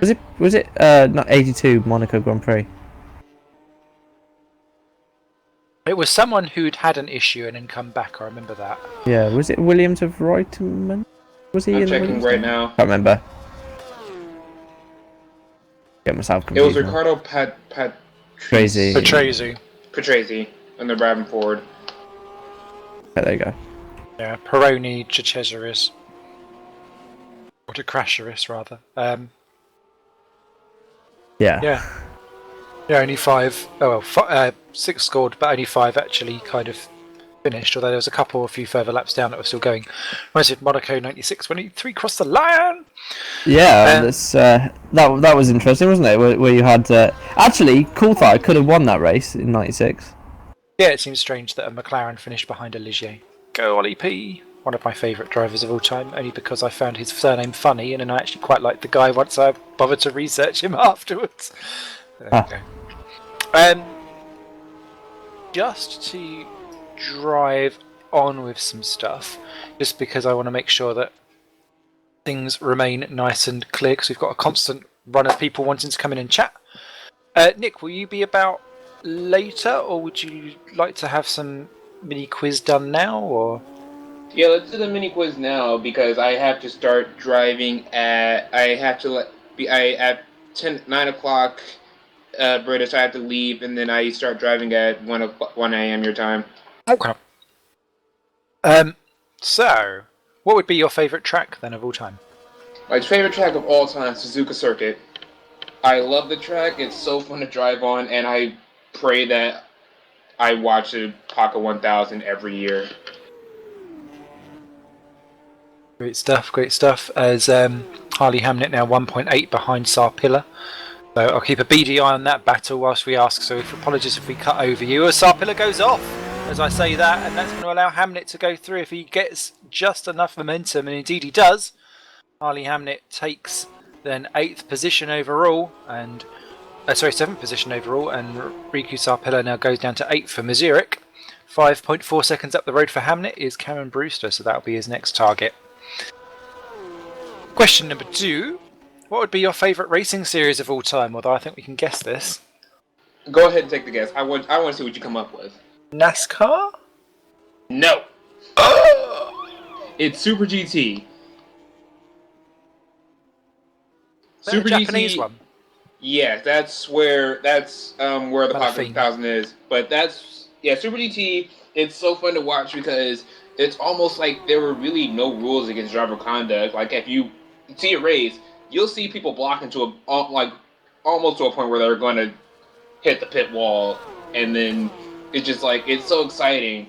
On top of that, you have 2 classes, and it's just like, why don't we have more of this? Why don't Super GT and DT emerge yet? Why is none of this happening? All of the drama is Hamnet pops into the pits, so that pops him back behind Sarpilla for the time being. Favorite racing game? Favorite racing game would be between Need for Speed Most Wanted, the older version, Need for Speed Pro Street, and Trackmania. Ah, Trackmania. Yes. Do love a bit of tracky. Love Trackmania. Love every part about it. I'm waiting until I get my first paycheck so I can buy the other versions of Trackmania too. Because I've got I think it's the Valley one I've got, or Stadium Valley I've got, and I've got them all. But yes, they are very, very good fun. It's just the same stuff, but a bit more clean and shine. And it's great to support them, having done the other ones for free. So yeah, it's all good. Favourite film? I can't choose between the 3 because they're so radically different. It's Forrest Gump, What's Eating Gilbert Grape, and Fast and Furious Tokyo Drift. Okay. Cool. Completely diverse selection of films, which is great to see. If you could invent a flavour of crisps or chips, if they are in America, what would it be? Well, my family's from the South, like most of the time Louisiana, so we eat a lot of soul food. So if I had to say anything, it'd be like chicken fried steak, mashed potatoes and gravy, Kool-Aid. It has to be the good Kool-Aid, because some people, when they make Kool-Aid, they put like 3 spoonfuls of sugar in it, and it tastes like water with battery acid in it. So if you can't taste the diabetes in the Kool-Aid, you're not doing it right. Philip Orby's already tweeted Trackmania United rules, so or Trackmania United forever. Yeah, so I think you've got a kindred spirit there on the games front. That's great. If you was a superhero, what would you call yourself? Captain Awesome, because I literally have no superpowers. I'm just like good at being awesome.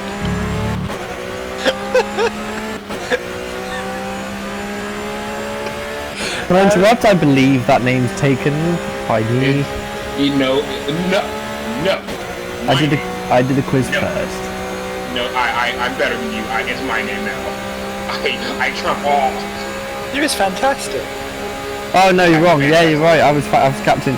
Yeah, I was Captain Fantastic. It's still better than awesome. The reason why I'm laughing is because that's my nickname for my other half.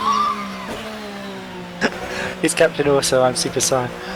Okay, and then Pathetic. It's cute. We have No, it customized Lego isn't. characters. Oh my god. Yes, we are 2-year-olds. Lastly, Nick, do you think that motor racing should be allowed to be on Olympic stage?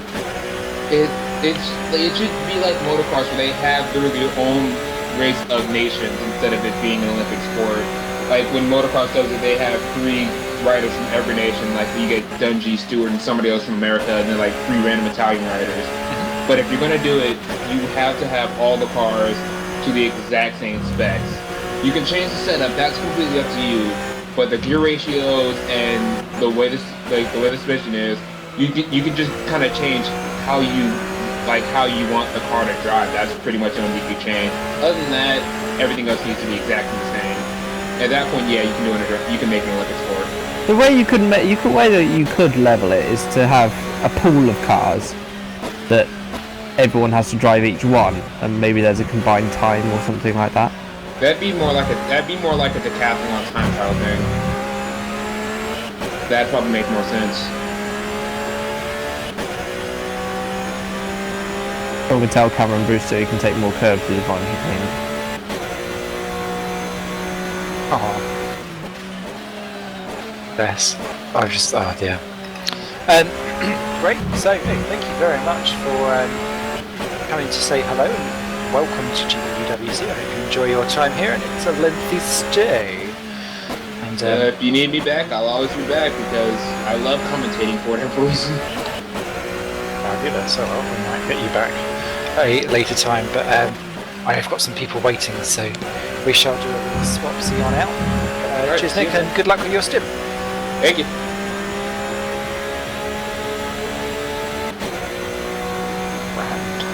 Hey, well, we've got all the friends wanting to come in today, haven't we?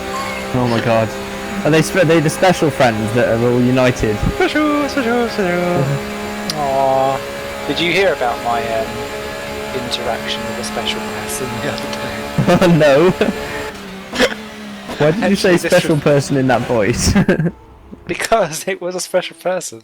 I was walking to work via hospital, and I've not been particularly well lately, although I'm on the mend now, which is all good. So Oh, walking good. to work, and it was going down a cycle track, and coming up the cycle track was a bunch of Down syndrome people that were being looked after, very loosely termed looked after, by some care people, because some of them were in some trees or like running around the bushes, and they was like, "Come on, Peter, come on in there." And they're just like, "No." So I was busy laughing. I was busy laughing kind of to myself in my head, thinking they're blatantly just not listening to them at all. How wet are all these people? And all of a sudden, one of them went, and I kind of looked up, all like just confused but slightly bemused at the same time. I just like looked at him, and he just charged at me. He smacked into me. It took me by such shock that it knocked me down. So yes, I was beaten up by a Down syndrome person. That's amazing. But You should have claimed assault. No, Tommy! Oh my god, I'm watching things on replay. Don't watch things on replay. No, don't run.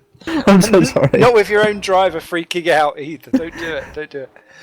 So You got so sideways to the final chicane then. right, well, he's not doing too bad. He's 54 seconds behind Strane now, and 22 ahead of Johnson. Johnson's half that gap. That was 40 before. So got to Yes, keep his eye indeed. out. Yeah. Sorry to say. Sorry to say. No drama. No, it's fine. I completely get it. But so yes, I was floored by a Down syndrome person, and the joyous of is, even though it was done completely on purpose, what can you actually do afterwards? So you just have to kind of chortle to yourself. And afterwards, I did find it absolutely hilarious. But at the time, I was like, "What did happen there?" You can do what you like, can't you? And if you've got a disability, really. If I was in a wheelchair, Half I'd the just stuff you can't do. Well, no, but if I was in a wheelchair, I'd just drive around into people, going, "Sorry, I've got no control." I would. I'd just have fun. I have seen someone actually come off a curb wrong in a mobility scooter and do like this little 180 spin round turn. It was amazing. It was well good. Quick run through of the order then. Just as we've crossed the 4.5 hour mark, almost to the second actually. It is still Fran Lopez leading the way for Smile Power Car on his 67th lap. We'll have to do a ding dong when it gets to 69. Ahead of Eric Strachan in the Enterprise in second. 1 minute 10 behind. Then a further 54 seconds back to Tommy Oyala in third for THR. Drake VBM1 for James Johnson is in fourth, 21.9 seconds further back. A large gap back to fifth position's FA Racing, Jani Vannanen, 2 minutes 58 further behind. Then a further 2.5 minutes back, effectively, to TSA's Cameron Brewster in sixth. 16 seconds further back in seventh is Missouri's Riku Sarpilla, but they've just popped into the pits, so that will be the end of that tighter scrap. But he's 2 minutes clear of Harley Hamnet in the Simcraft in 8th position. 9th is Woods Racing's Chris Williamson, still in the car, 120 off the back of Hamnet. With Andreas Walters for Walters Automotive in 10th, a further 1 minute 5 back, and after what was a really shaky start for Andreas, he's actually appearing to get that car running a little bit better now and more consistent. Joshua Anderson is in 11th for Cosmo Racing. He's a further 1 minute 20 back. He too had a shaky start, but is getting better at it, although his lap times have really dropped off a bit. Then we've got Marius Nikolai, who's just 52 seconds behind, but closing at a really seriously fast rate. So that will be a quick and swooped overtaking move, I think, for 11th and 12th. Ken Hunter is too closing them down in 13th position, but he's a further 2 minutes behind Drake. So it will take the Deltec car a little bit longer to close up to the back of Cosmo and Walters, depending on how they do. That's our 13 teams. All teams still running, which is great. It is good, actually. It's surprising that we haven't lost anyone at this point. Normally, get one or two duck out after about 4 hours, don't you? Yeah, and even though we've got the rejoin plug-in, we've only really actually had 2 disconnections, and one was down to them losing their net entirely, so that was good. Oh, I can hear an ice cream van. Do you want to go and get an ice cream? I do, but I don't because I'll be extra fat. I can see a bumper out on the track that's new, and that may be from Joshua Anderson, who is coming into the pits. Oh, it's upside. Is that annoying upside down? So I can't actually see the colour. But Tommy Ayala's in. Now this could be for a driver swap to Chris Butcher, so this will be interesting. See if this goes well. Butcher reckons he's on the same pace as me, so one of those Butcher reckons things. I was going to say, you said reckons there. Yeah, all I can do is accept what he says as fact. I haven't actually watched him do any laps of practice. Such is the way. Wow. I tell you what we do have, though, and if we drive him into the chat room, hopefully he's still here, is Matthew Williams there? Yes, hello. Hello. Sorry it's taken me a while to get to you. It's taken him so long he's got phlegm in his throat. He's actually sealed up all talkable holes. Probably... probably renders you a little bit useless for most activities that can't be done on here. This is why you shouldn't be in a commentary booth with Simon for too long, by the way. Oh dear. It's fun. It's fun. Banter. It's good. Oh, he loves it. He came back for seconds on Thursdays and they weren't even sloppy. All good. So how was your opening stint? Because you done nicely in the old qualification to get yourself up onto 6 on the grid, which may have been a little bit above what I think you may have been expecting, and it carried on quite nicely from there. A nice, easy, not easy, but you was in and amongst other battles, weren't you? Yeah, quali did go well. I was pleased with that. And yeah, the stint, I'm kicking myself because I had 2 daft moments where I just lost the car and went into a wall. Got a puncture on one, which screwed things up, and the other one wasn't so bad. I just got some body damage, but no, on the whole, I was kind of pleased with it. I'm just about getting the feeling back in my shoulders and back now, so that's good. I'm back in the car in a few hours, but no, it's been fun. In a weird sort of way. Yeah, and the track, it's nice, it's open, the car's nice to drive around here, so yes, had a good stint, pleased with it, and well, hopefully the next ones will go well as well. Is it your first time doing endurance? I did World GT last year, but that was only an hour. And Doesn't count. It doesn't count really compared to this, no. So yeah, this is my first proper endurance race. And yeah, I mean, the longest race I'd done to date until now was the Daytona 500, and that was only 3 and a bit hours. So yeah, this is a fresh experience, and it's been a positive one so far, anyway. The problems come when you have to get back in the chair. Yeah. That's when it'll start hurting. Start seizing up. Yes, my next stint is at night, and I've done very little night running, so we'll see how that goes as well. So lots of things to worry about, but we'll worry about that when we get there. Chris Williamson in the pits for Woods Racing from what was 10th position. Marius Nicolai desperately trying to unlap himself from Harley Hamnet in the Simcraft, but they're actually ending up having some weird, bizarre battle between each other more than anything else. I've noticed Hamnet's lap times have dropped off a little bit recently. I'm not sure what actually has happened there. I wonder if he's picked up some damage along the way or something. Or what I have found is that you have to change your tyre pressures through the night because of the lowering track temperatures. I do wonder if he might have overdone it or not changed them at all. Possibly. Unfortunately, THR have just gone a lap down, so yes, plenty of time to get that back. But I tell you what, Harley is doing a lot of turning with his front wheel on the grass, which I saw you doing it, and in particular Fran Lopez was another guy that was doing it quite a lot. And if you can hook it up, it must shave time off because you were the fastest out there. But he looks like he's overdoing it and then losing the back end too much. I wonder if that's caught him out once or twice and he's just gone plop. problem with this car is that it understeers until the weight transfers and it properly takes a set, and then it just oversteers. So you have to experiment as to how to overcome that initial understeer, particularly because I've had to set the car up with understeer for the rest of the team. So it's not like I can set it up with it pointy, and the fuel makes a big difference as well. You get a big pendulum effect particularly mid braking into the first corner because it's so curved. So you can use the grass to your advantage just to sort of flick the front in, deal with the initial slide, and then it takes a nice set. Great stuff. So, Matt, for yourself, just thinking of when you're going to be transitioning to the night race, what is it that worries you the most about that? It's just the fact that obviously that daft little things like trees or buildings, which you just take for granted during the day, just won't be there. Just I don't know, spatial awareness kind of goes away a bit. The running that I have done, I've been braking about, I don't know, 20, 30, 40 meters further back than I normally would. And even then sometimes, as Toby said, the track's getting cold.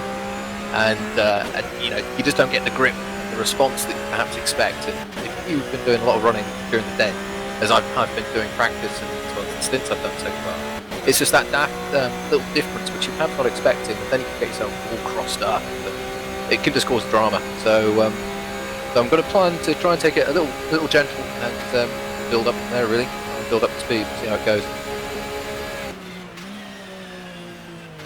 But fingers crossed, we won't have any dramas and we'll have a good run. We've got a bit of a daft situation at the minute where we've got 5 drivers, and to get everyone accommodated, we're having to swap out every hour now for the next few hours. So Really?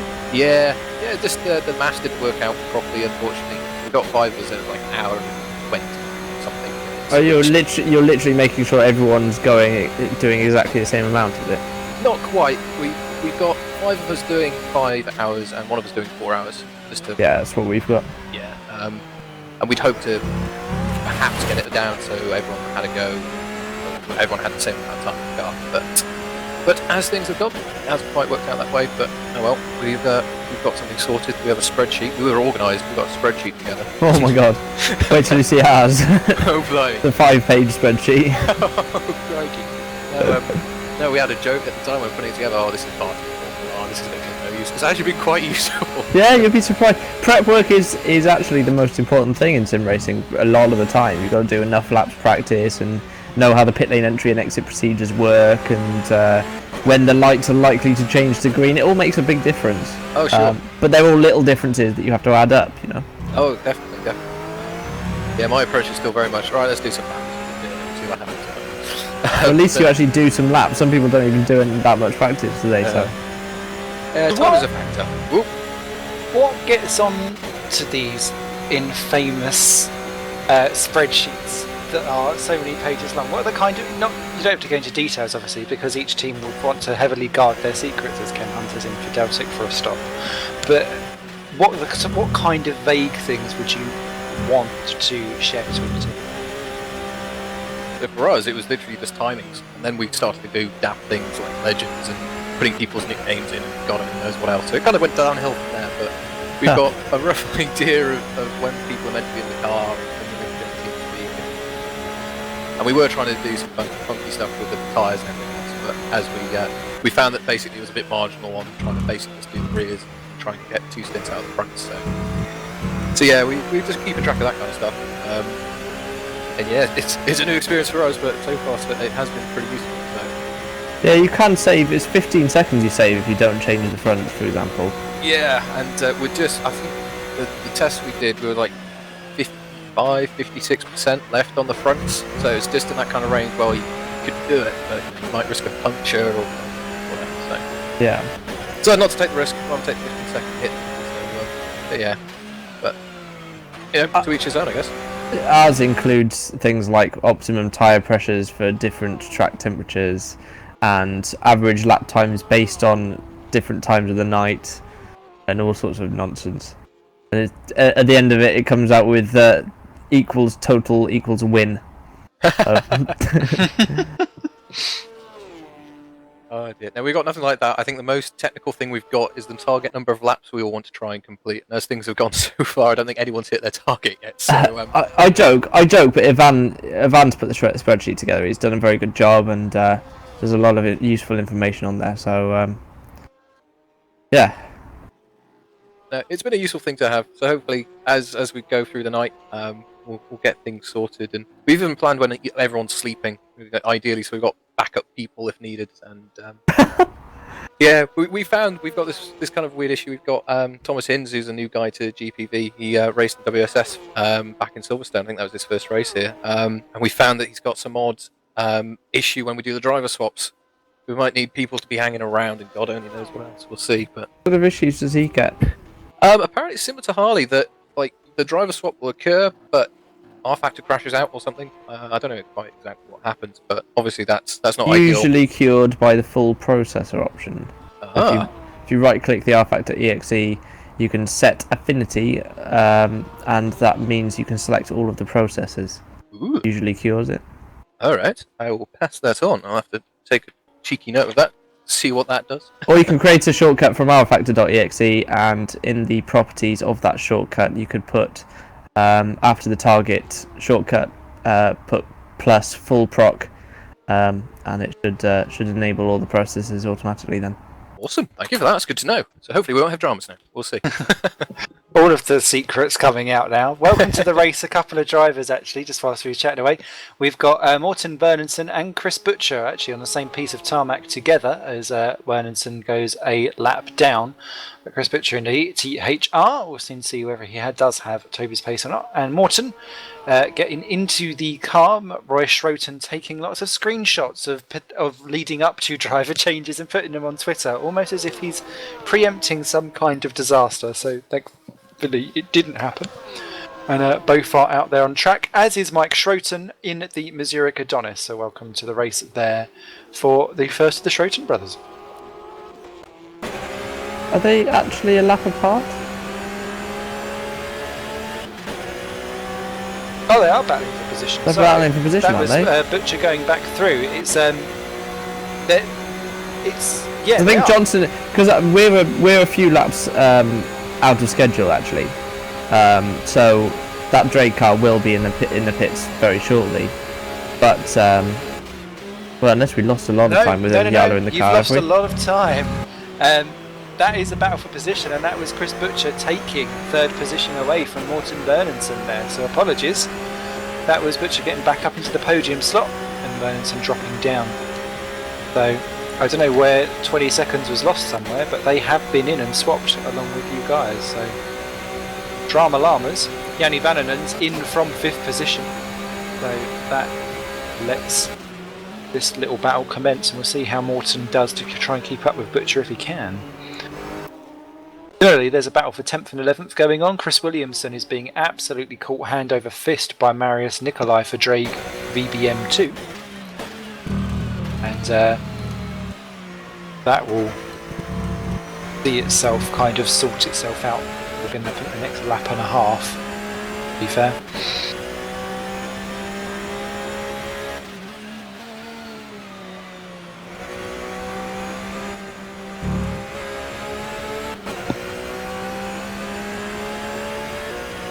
See how much curb these guys are taking as well, by the way.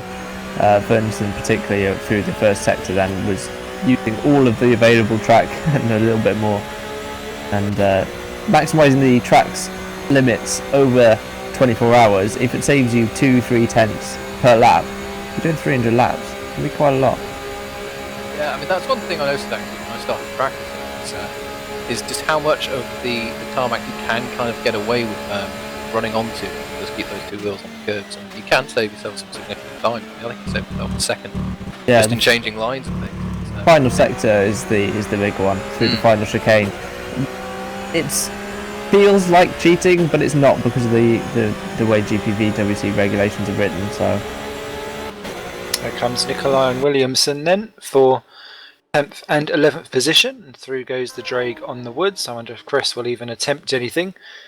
Tucks up behind, but he's not really utilising the slipstreaming action. I think Chris knows that is a done deal. And hasn't it been very quick over the last hour how the darkness has really descended? No, it feels like I'm looking outside my actual window right now. It's bright sunshine, so not set in June this race. I mean, I was surprised actually when I got out the car after I'd done my stint. It was only then I realised, oh, well, okay, yeah, it's got quite a bit darker. I did have to turn my lights on fairly early, but that was just to keep an eye on where tyre marks and things were, just as things started to fade. But you didn't really appreciate it until you actually got out the car and actually sort of had a look from the spectator cam. So yeah, It's amazing how much you can still see, though, don't you find? yeah. When I went on the sort of midnight test server for the first time, I thought, oh, well, I mean, it's going to be pitch black, can't see a thing, particularly along the back straight, because obviously there's very little light, there are no buildings, that kind of stuff. It was actually surprisingly light, so fingers crossed that'll sort one problem. It's just worrying about temperature and grip and things. Yeah. The thing is that you only really need to see where you need to brake. Certainly on the back straight on Mulsanne Straight. Yep. Between the chicanes, and that's kind of it. And the chicanes themselves are lit. Mulsanne corner's lit. Coming into the next couple of corners now that as we're watching on screen is lit. So really not too bad. No, not at all. Kind of pleasant. It certainly makes life a bit easier. Could be a lot darker, that's for sure. Fran Lopez in from the lead. Eric Strane has gone through and taken over the lead for Enterprise GP, which will please them no doubt. And Jesper Tolberg is back in the car. So that is a driver swap, and that's our first returnee back up behind the wheel as well. So that's all good to see. Andreas Walters, though, has binned it in the final chicane, and he's not quite sure how to get back out of the escape road in that Walters Automotive. I think he was waiting for Tolberg to get round and through and away, and there he goes. Now he's back going again. But Andreas has seen more of the scenery, I think, than most of the other drivers put together. Poor guy. I wonder if Jesper was scheduled to get back in the car, because Strand has been putting some very good lap times in. And obviously Butcher's now in the car as well for THR. So I wonder if Jesper has been put back in the car because he was very quick earlier. Defend. Yeah, it could be. I was going to say, do you do that on the fly quite often? Do you say, no, right, I'm changing that driver strategy here? There? Yeah, definitely. We always used to. We always had 2 or 3 drivers available, and just make sure that there was, as long as the other drivers got their scheduled time in later. But in a 24-hour race or a 12-hour race, you've got so much time to play with. Everyone's on the same page in our team, and it's not like you're going to offend someone. It's if they're 2 seconds a lap slower, they're 2 seconds a lap slower. You've got to stay on the lead lap or whatever. You got to do what you got to do. And just as a question that's coming from a viewer, as opposed to actually any other drivers or anything, and then both of you feel free to ask away. Alex Southgate has just tweeted in just to say, how hard is it to actually do just one track for 24 hours? And best of luck to TSA was at the end of that as well. Hey, Toby, I don't know if you want to jump in first. Or... Not very difficult. If anything, it becomes easier. You just got to keep concentration, because it's so easy to get into a rhythm and get sort of a bit zombified by the track. You get through sector 1, and then you know what's happening in sector 2, and it's just about making sure you have all your attention on screen. You do relax on this track, particularly down the Mulsanne Straight and coming into the Porter curves and coming into Indy, and it's fine. You can do that, but as long as you're paying attention when it comes to that braking zone. We saw Tommy Ayala bin it in the Porter curves. Bruce Williamson's just binned it as well. Sorry to cut across. He's kept it out of the wall, but he's gone across about 3 gravel tracks in doing so. Where's he done that? Oh, coming into okay. Yeah, it's just about, you see, he's braked just a little bit too late through the right hand there. He's run deep, and he just tapped the barrier, hasn't he? So.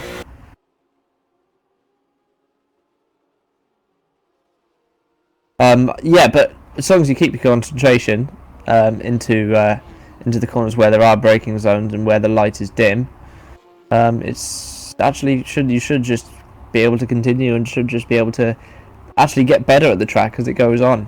because at the end of the day, what you're doing effectively is practicing and doing a repeat job, and you learn from where you've made small errors. And even someone who perhaps is 4 or 5 seconds a lap off the pace to start with will end up being 2 to 3 by the end, in my experience. Andreas Walters may be slightly worse off for whereas he just smacked the wall again, so clearly doing a destruction derby with that car. Never mind, as Eric Strane pits for Lynx Enterprise GP, and that will hand the lead back over to Smile. Interesting to see if Butcher can... I wonder if Strands... Is he swapping over, do you think? Is his scheduled swap? Been in the car for a while, yeah. So I wonder who they put in the car now, if they are swapping someone, of course. We shall keep a bated breath.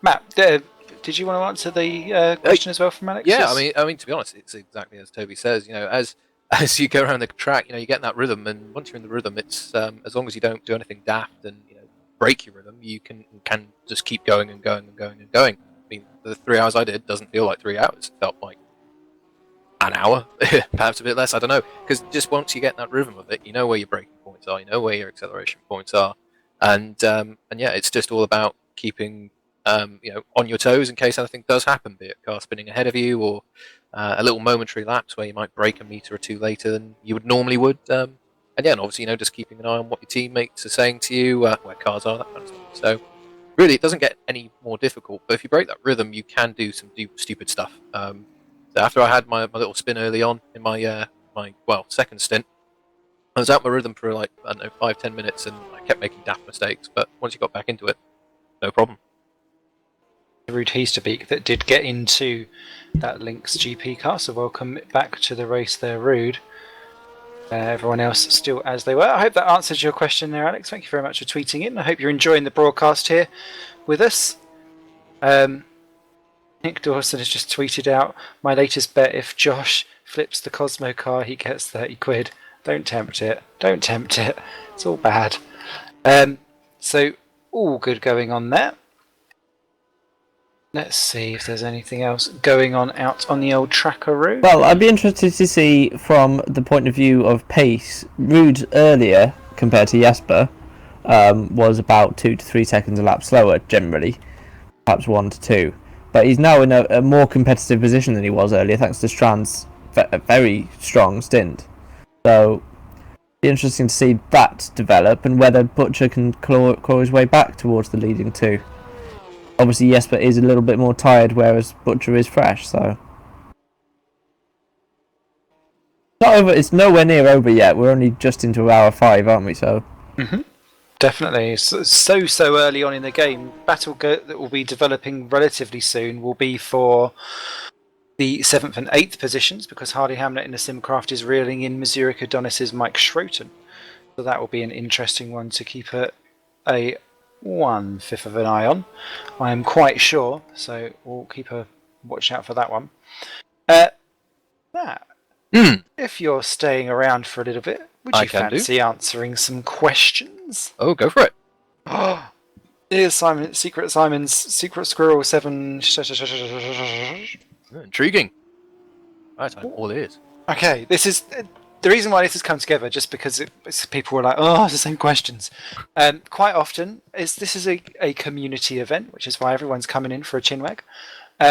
It's good to get to know each other and find out a little bit about drivers that you may not know of, or may never have heard of, or just think, oh, who's that name out on track that I want to be faster than?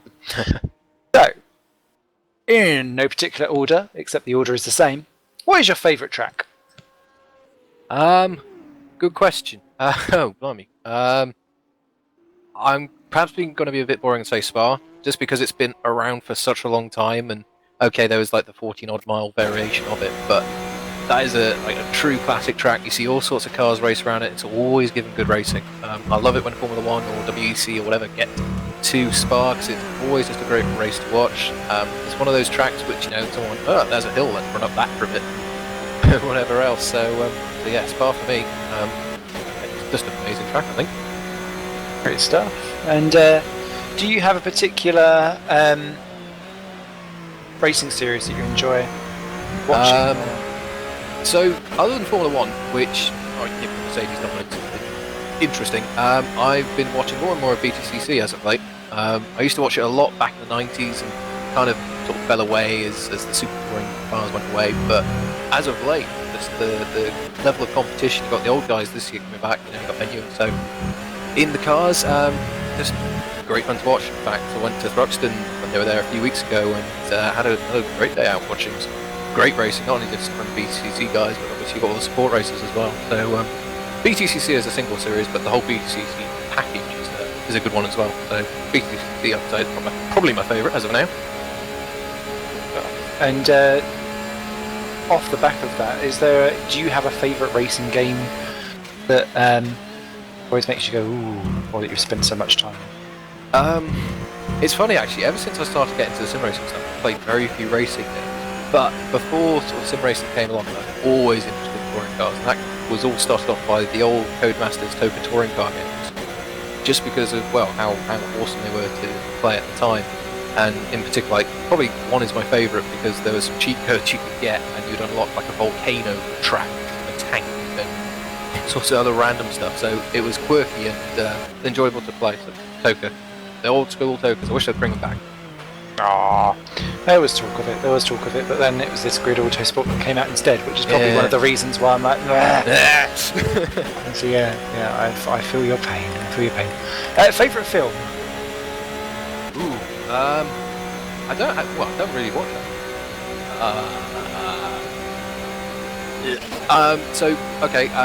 So my favourite film, probably just purely on account of how the actual. What a good story it is the Shawshank Redemption. I remember the first time I came across that was in an English festival of all places. We were just watching it in hour chunks, and we had to write an essay on it.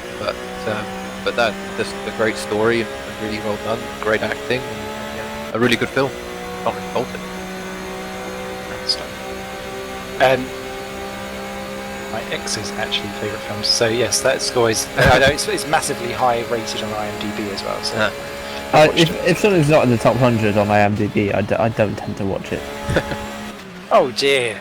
Then you're missing out on delightful things like Birdemic. Wait for Dave Carl Smith to chime in my ear and go, that's the worst thing you made me sit through ever. It's just said it's the best thing he's ever seen. I tell you what, you know when people say that is the worst film that has ever been committed to ever, I quite like watching really crap films. That, why? To me, is what... Because justify that sentence. Because they're laughably so hilarious that you can't help but laugh at it. Does that not just become... I've just become frustrated by really bad anything, really. With bad guitar playing, or bad singing, or bad films.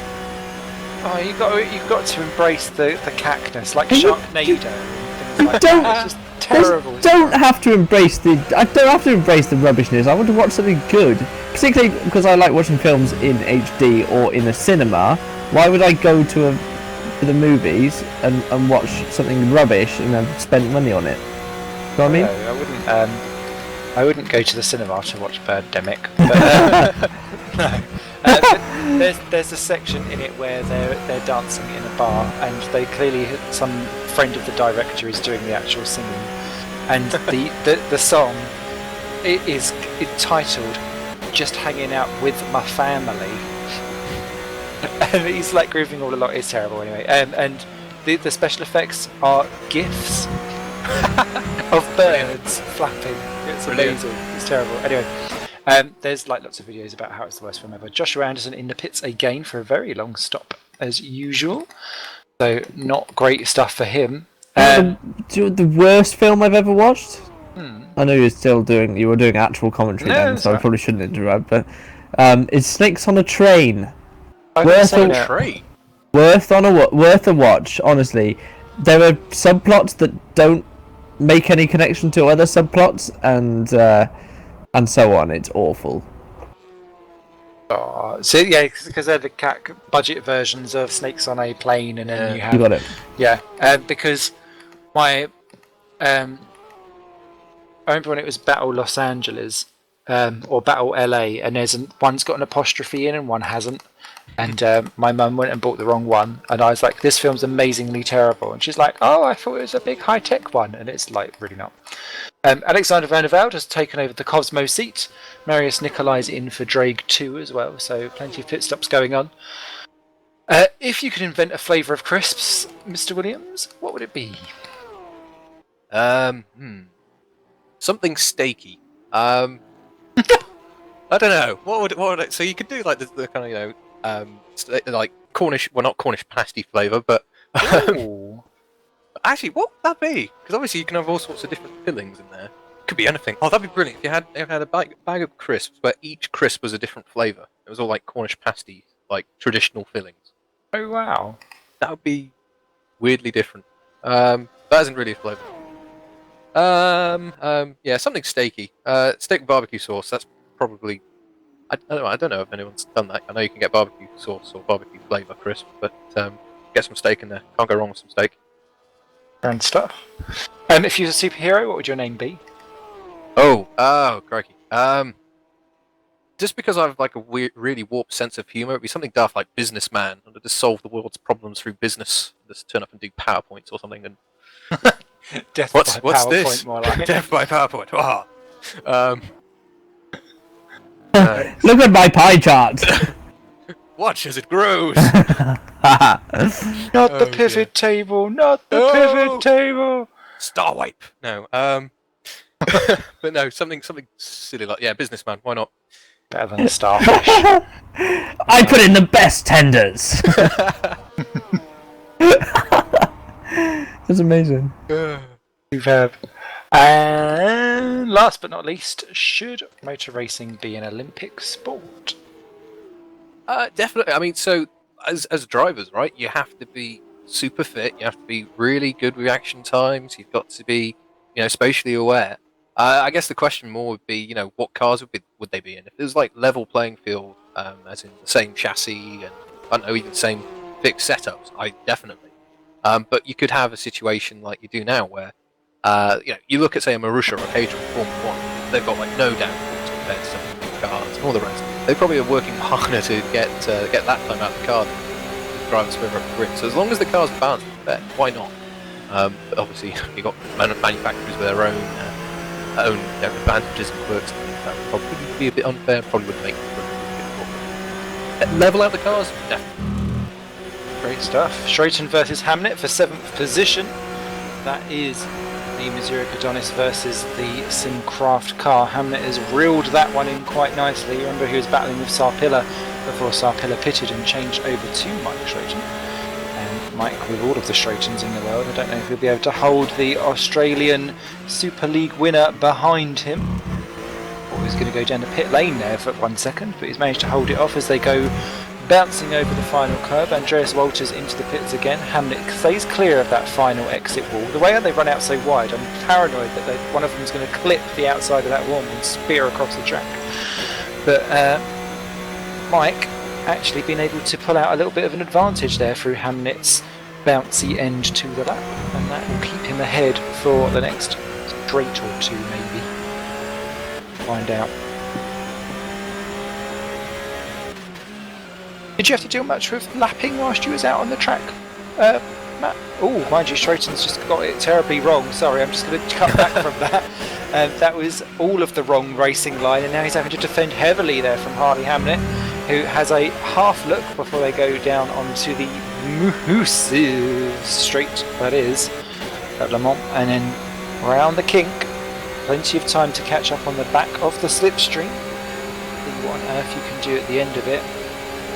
Schroeton, is he going to look to go defensive? No, he's not going to pull across. Hamnet pulls out from the slipstream, goes alongside. The Simcraft car moves up the position and takes 7th away from Mike Schroeton.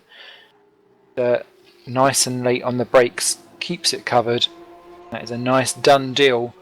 And Schroeton may be able to cling on down the next straight or so as they go past this suspiciously English-looking road sign of the roundabout that's at the corner there. And it's looks as if Hamnet may have broken Schroeton kind of straight away, actually.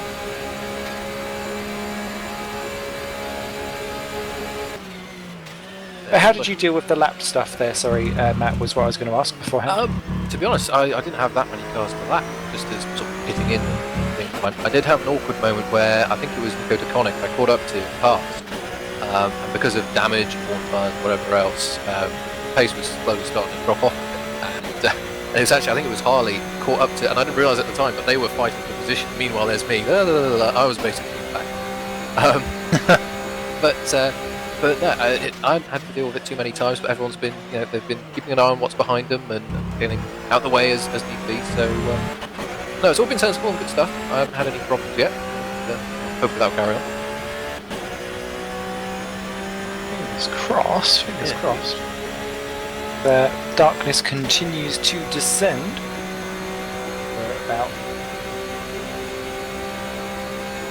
Did we start 3 PM race time? Yes, we did start 3 PM race time. So we are actually real hour for hour. BST. That's nice and easy for me to remember. So the fastest lap of the race set by Harley Hamnet in the Simcraft racing car. 156.002. 8 tenths faster than the Smile car and the THR. But those 3 well over a second clear of the Lynx Enterprise, who's the 4th fastest time. Currently, only Drake Racing 1 have also got under the 4-minute barrier, and only the Woods Racing and the Deltec Racing have yet to break the 4-minute 5 barrier. So everyone kind of kicking off quite nicely as Chris Williamson's off in the gravel again for Woods, and that's the same place that he done last time. So maybe you might need a little bit of a coaching round from your corrective measures.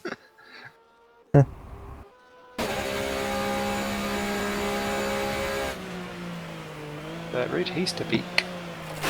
He's looking slow there, but he's not. Ha! Okay. Tell you what, the gap has reduced by almost 20 seconds between Butcher and Heasterbeak. And equally, Heasterbeak's lost a good 10 seconds or so to Talborg at the front of the field. So it looks like Heasterbeak hasn't got the pace to challenge Talborg at the moment. It's doing 4:01.5s as you alluded to.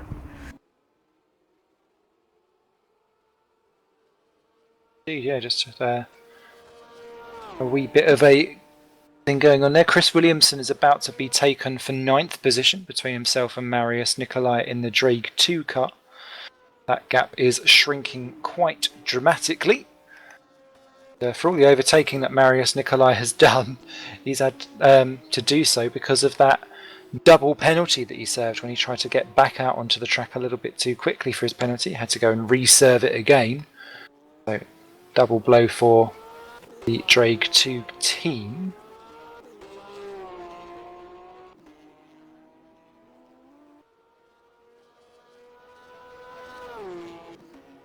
Would you guys like to chat away for a little bit whilst I go and have a quick visit to the gentlemen's?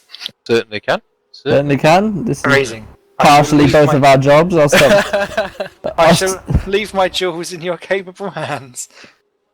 Really? He used a jewel in hand joke. Such power. Oh, wow. There is no low I won't stoop to. We love you for it. Anyway, so we're on, I think what are we on here? Lap 77 or so now. Yeah, long way through. Absolutely. 5 and almost a half hours in. And, only the 18 hours left. Exactly. But already we've got a few sort of breakaway packs. You've got obviously the Smile Power and Enterprise car on lap 76. Not that far behind is obviously the THR car. And then you've got actually a gaggle of, let's see, 1, 2, 3, 4, 5 cars all in the 74th lap. And actually it looks like Harley Hamnet has actually got round the Missouri Adonis car, which Schroeten's driving at the minute. And he's now bearing down on the TSA car, which Cam is currently driving, Cameron Brewster. So it might be a place to watch in a bit, the kind of midfield there, as everyone starts to get together. Of course, at night, you don't get much opportunity to make a mistake. So yeah, 18 odd hours to go, but still plenty of time for things to happen. Yeah, and it's plenty of times for people to mess up, isn't there, really?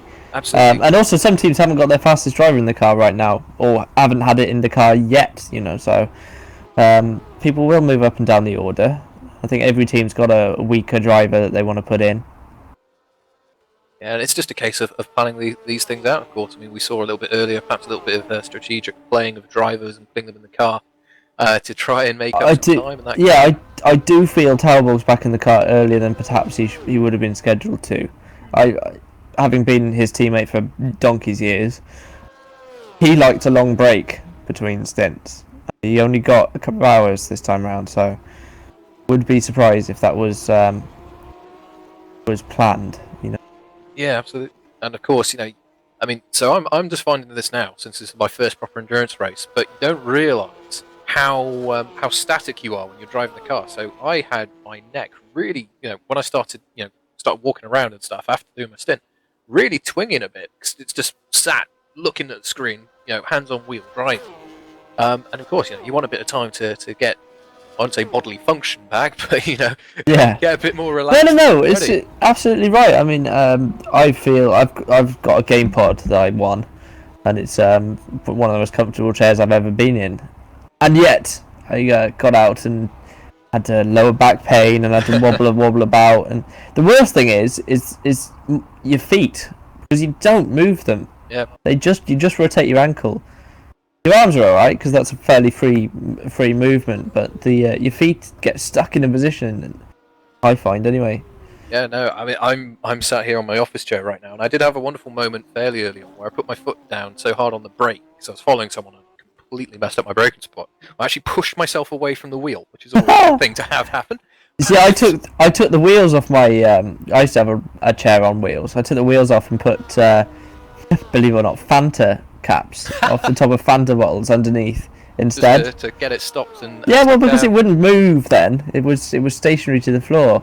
It was amazing what you can do with general everyday items. Absolutely, a little bit of ingenuity. I might try that. I did consider at one point getting like little door stops because I don't tend to move around in the chair when I'm driving, but little door stops I do just to put behind the wheel or the wheels, and you know, just make sure that I don't. You can turn the wheel. Obviously, the one things I used to do was turn the wheels and turn them all 90 degrees. Yeah, so they're not pointing the right way. Exactly, because otherwise you do end up skating across the room when you. But a stationary chair is a lot better, much more consistent. So. Especially if you get a nice purpose-built one for got wheel mounts and whatnot on it. Yeah, I'm very lucky. I mean, I would never buy one. Never would buy a gaming rig. Pointless. Waste of money. Well, I guess when you get the opportunity to do the real thing, of course. Yes, yeah. Obviously, then it's a. So, and how is the real racing going for you this year? Not bad. I've had a couple of third places and a fourth, which is not bad considering the field is normally 40 strong. Wow. But that said, it's not as good as I would like. So, but we got a round coming up at Anglesey, North Wales. That's next month. Ah, lovely part of the world there. That I used to go on holiday up in North Wales a lot when I was a little bit younger. Lovely picturesque valleys and whatnot. And who's that on the screen? I'm watching. I'm not in the server right now. I'm just watching the stream. But someone just was flashing their headlights, and that's not something I'd assume you'd want to start doing in the middle of the night. Well, it could be that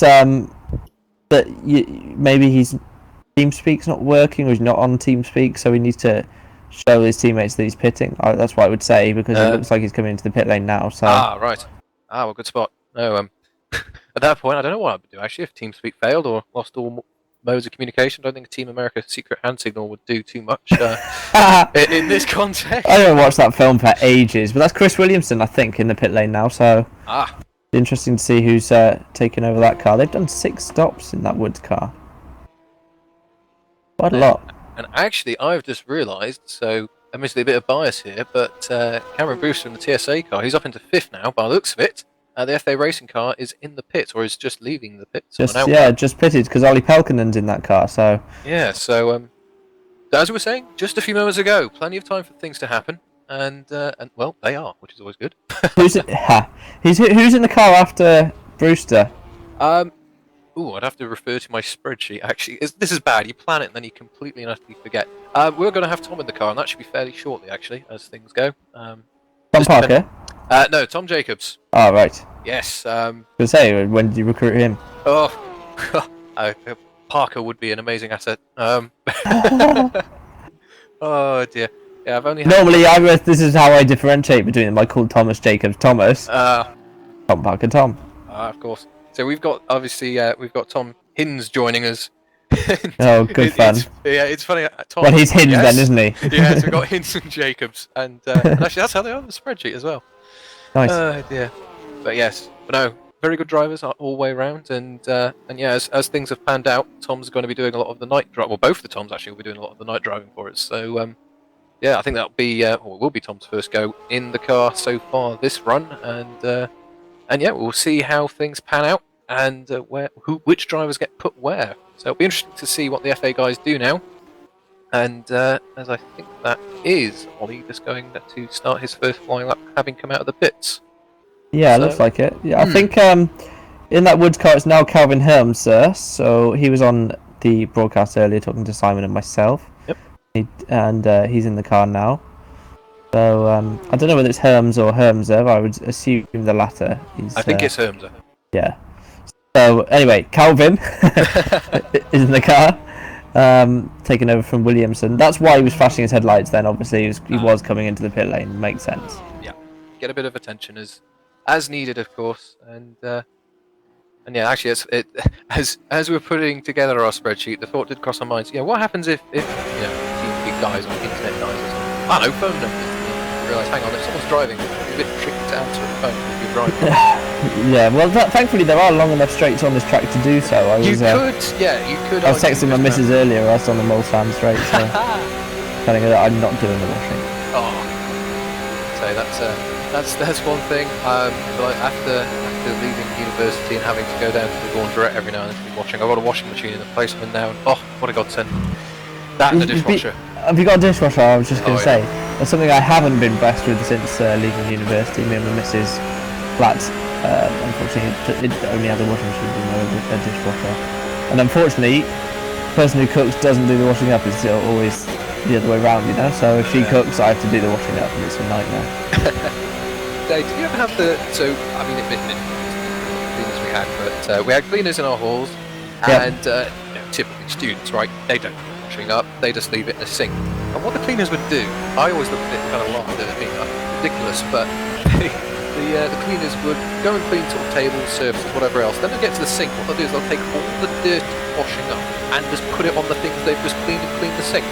So that's fine. I have no complaint about not cleaning up the saucepans and stuff. I would just not clean the sink as a message, and not foul up all the work you just. That's what happened to us. We used to have notes given put under doors saying, "Haven't cleaned the kitchen. Too much of a mess." Things like that. In big angry red biro. So yeah, but I was only in Hull for 2 years. Moved in with my missus towards the end of the second year. Got a house somewhere, and then it was the third year I lived in the house, which had its ups and downs. Oh yeah, I mean it always does. It's one of those things. So I had my first year in the second year out in the house, general visibility of the university, and third year back in Hull. That's normally what people do, isn't it? Yeah, and both have pros and cons. Both definitely have pros and cons. So yeah, it's always nice in the halls. You get people coming around cleaning around after you. But likewise, in a house, you've got a bit more freedom to do weird and wonderful stuff. House parties were easier. Oh yes, there was a random evening where I recall a housemate of mine coming along, and he'd been drinking. I mean, why not? And I remember him sort of coming. I say why not? And yeah, just sat and watched me do some coursework. It was different. Oh well, that's one of those university things. Just by the way, Pelkinen's being caught by Harley Hamner. He's about to make another position up, I would guess. He's only 10 seconds or so off as we speak. And that's a point. I've just noticed that the gap between the first trade car, which has Wernerson in it, which I assume must have just fitted in, the gap between that car and the TSA car is now only 5 seconds. Oh no, I think that is a pit stop going on. That's what's going on. Yeah, Bruce is in the pit lane. Yeah. Yep. Pelkinen has just taken back that place, so the FA car up to 5th there. And then the Simracing car goes by, so that's Harley. Harley's done a stormy job. He has. Look at his lap time still, 3:59.4. That's excellent. He's been going for hours. Actually, it's constant. Actually, only Butcher's quicker right now. Well, yeah, exactly. Harley's doing a standout job. And it's unfortunate. I don't know what exactly happened with this connection or what, but lose that lap so early on. I think Richards was ill, from what I heard on the grapevine. Oh, welcome back, Simon. Yeah, I believe Richards was ill. Do you know anything more about that? Mr. Smith? Yeah, he's had a bit of a tummy bug, so he's Oh. been off to have a little bit of a sleep. He tweeted in earlier just to say that he's feeling a little bit better and look forward to actually doing his full night stint later on. So we wish him the best. Hope that all goes well. And thank you very much for looking after my weekly broadcast for us. Oh, it's alright. We're both commentators anyway, aren't we? So It's all good. However, what I may have to do is just bid you both farewell for a smidgy route because we've got a massive backlog of people to go and run through. no drama. So, if I Call upon us if you need our services. But we're more than just people to talk to. You will be back later. Don't panic. But I just If you need to sleep at some point, Simon, we can do commentary both of us. no. Don't No, it's sleep fine. I've around got here. so many Red Bulls. I prefer cider myself. But So energy drinks are available. expect a decline in commentary as it goes on. But thank you very much, Toby No and drama. to Matt, and we'll see you both later. Yeah, Take it easy. Thank you. All right. Right. So, let's get this on the road. So we've got Hamnet, who's 4.8 seconds behind Pulkkinen, as was being mentioned. Although Harley Hamnet is one stop behind the FA Racing team. They've done 5 pit stops. And I think Hamnet will be in very shortly anyway, so we'll see how that one goes. Apparently Nick Rowland will be next up in that car, so that will be interesting to see how that one goes. As does Tallberg, Heasterbeek, Butcher, Wernenson as well needs a pit stop, as does Schroten and Nikolai, as they're all on 4 apiece. Others are on 5, are Pelkanen and Hunter in the Deltic car there. 6 stops completed is the Woods Racing of Calvin Hermsey. Welcome to the race, Calvin. Welcome. Let's see how that one goes. He didn't seem to sound too confident. 7 pit stops for Cosmos Alexander Van der Waal, Andreas Walters in the Walters Automotive car. So they have had a fair amount of extra stoppage going on. So how's the gap looking between Hamnet and Pulkkinen? Not too bad. Schroten and Tom Jacobs, who's just got into the TSA car. Welcome, Tom Jacobs, to the brigade. He will want to keep that 5-second gap that he's got over Mike Schroten as small as possible. Hamnet now 2.6 behind. I'll just wait to see how that one resolves itself, although we know he is pitting soon. But if it's an overtake, I want to get it before we start dragging in our list of guestees. Thank you so much for all of your tweets, etc. By the way, we've had over 50 so far, so it's been great to have you all with us on the old social media. Happy no end as Hamnet claws right up onto the back of Pulkkinen. Pulkkinen is looking ridiculously slow in terms of engine. Look, he's just been passed down the straight just with ease, and Pulkkinen is just braking early for each of the chicanes and even down into the corners. So Hamnet then up to what is currently 5th position in the Simcraft. He will have to pit again, but at the rate of which he's catching, he'll be back up again with that FA car very, very shortly. So with that one resolved, we've still got Schroten and Jacobs separated by 4 seconds. That one's closing down, although I think Mazurek may have to pit again. Let's bring in everyone's favourite hyperactive milker man. It's Matthew Allington. Are you there, Matt? Yeah, good evening. Hello, so sorry to keep you waiting so long. We've been inundated with guests and actual racing on a 24-hour Le Mans race. We didn't expect that. So how are you doing? I'm very well, thank you. Good stuff. Big props to the livery. Thank you. That was my work, by the way. Whoop, whoop, whoop. Impressive. Gets a round of applausables. So, how's the day looking for you so far? Not too bad. Only the Cosmo cars in the hands of Alex now. Generally, the organisation's mainly been on Josh's part. I've had very little say in it, to be quite honest. That's okay, but it's still a collaboration of sorts between teams, Yeah. etc. So Very pleased that Alex has managed to close the gap to himself and Barota's car by 3 minutes in his stint so far.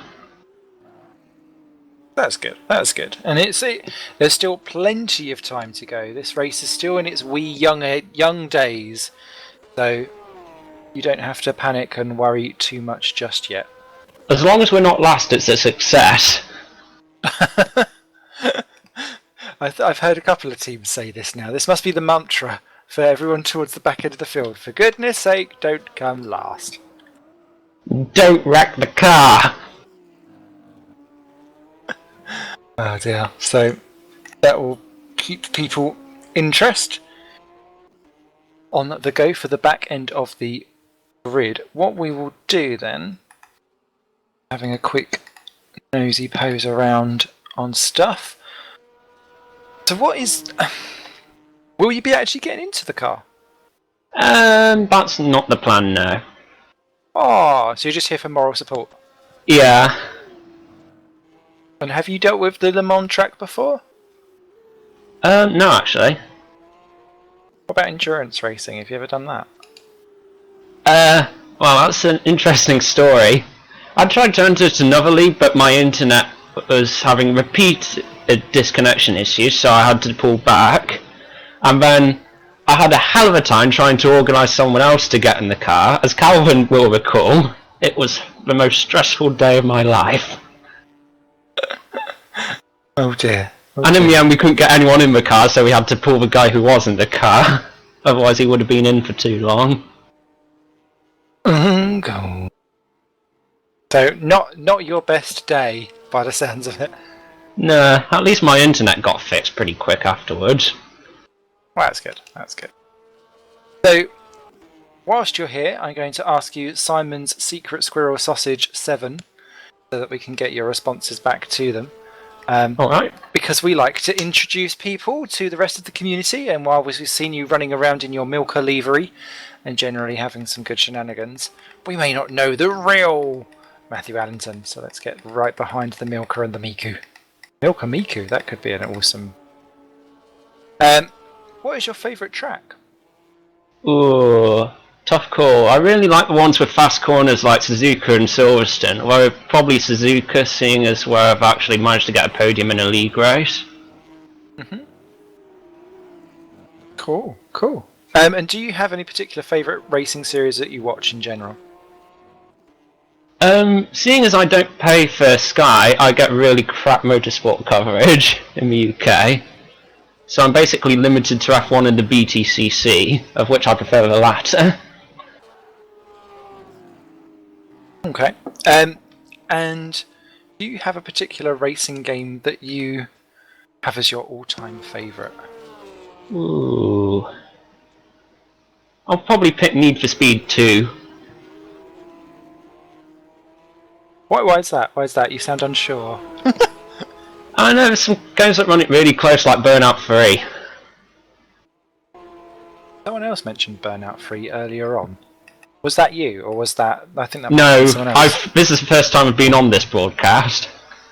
No, someone's tweeted it in earlier. I've got. Oh no, that wasn't me. I will scroll down. Oh no, it's Philip Morby.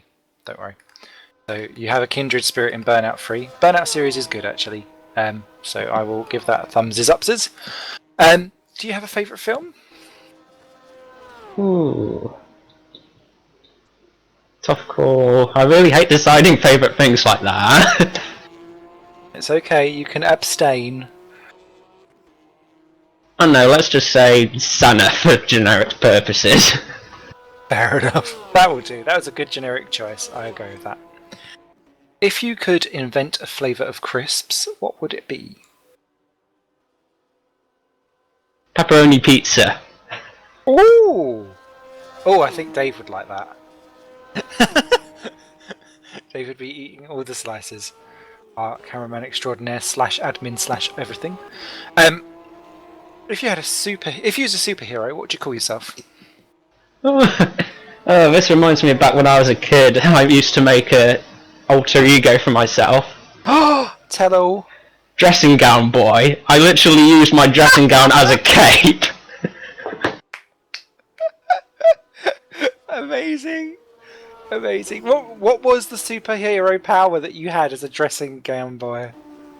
Oh no, I just had a host of generic superpowers like flying, speed, strength, whatever. The powerful cape, amazing. Actually, to make you feel better, my older brother, he didn't realise that it was called a dressing gown because he used to call it a dressing down, and we never corrected him on it.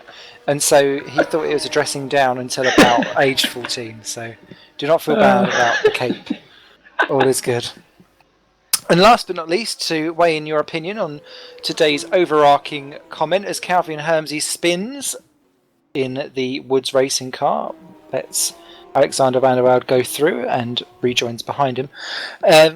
Should racing, as in the motor racing, be an Olympic sport? Nah. Why is that? I don't really see how it could work, seeing as motorsport's got so many different disciplines. Fair enough. That's fine. Grand stuff. And stuff like the Race of Champions isn't exactly a brilliant representative of who's for Ultimate. Great. Yeah, that's fine. Great. So that is the Secret 7. That is from the Milker Man, Mr. Matthew Allington, as Mike Schroeter now just down to 2 seconds behind Tom Jacobs.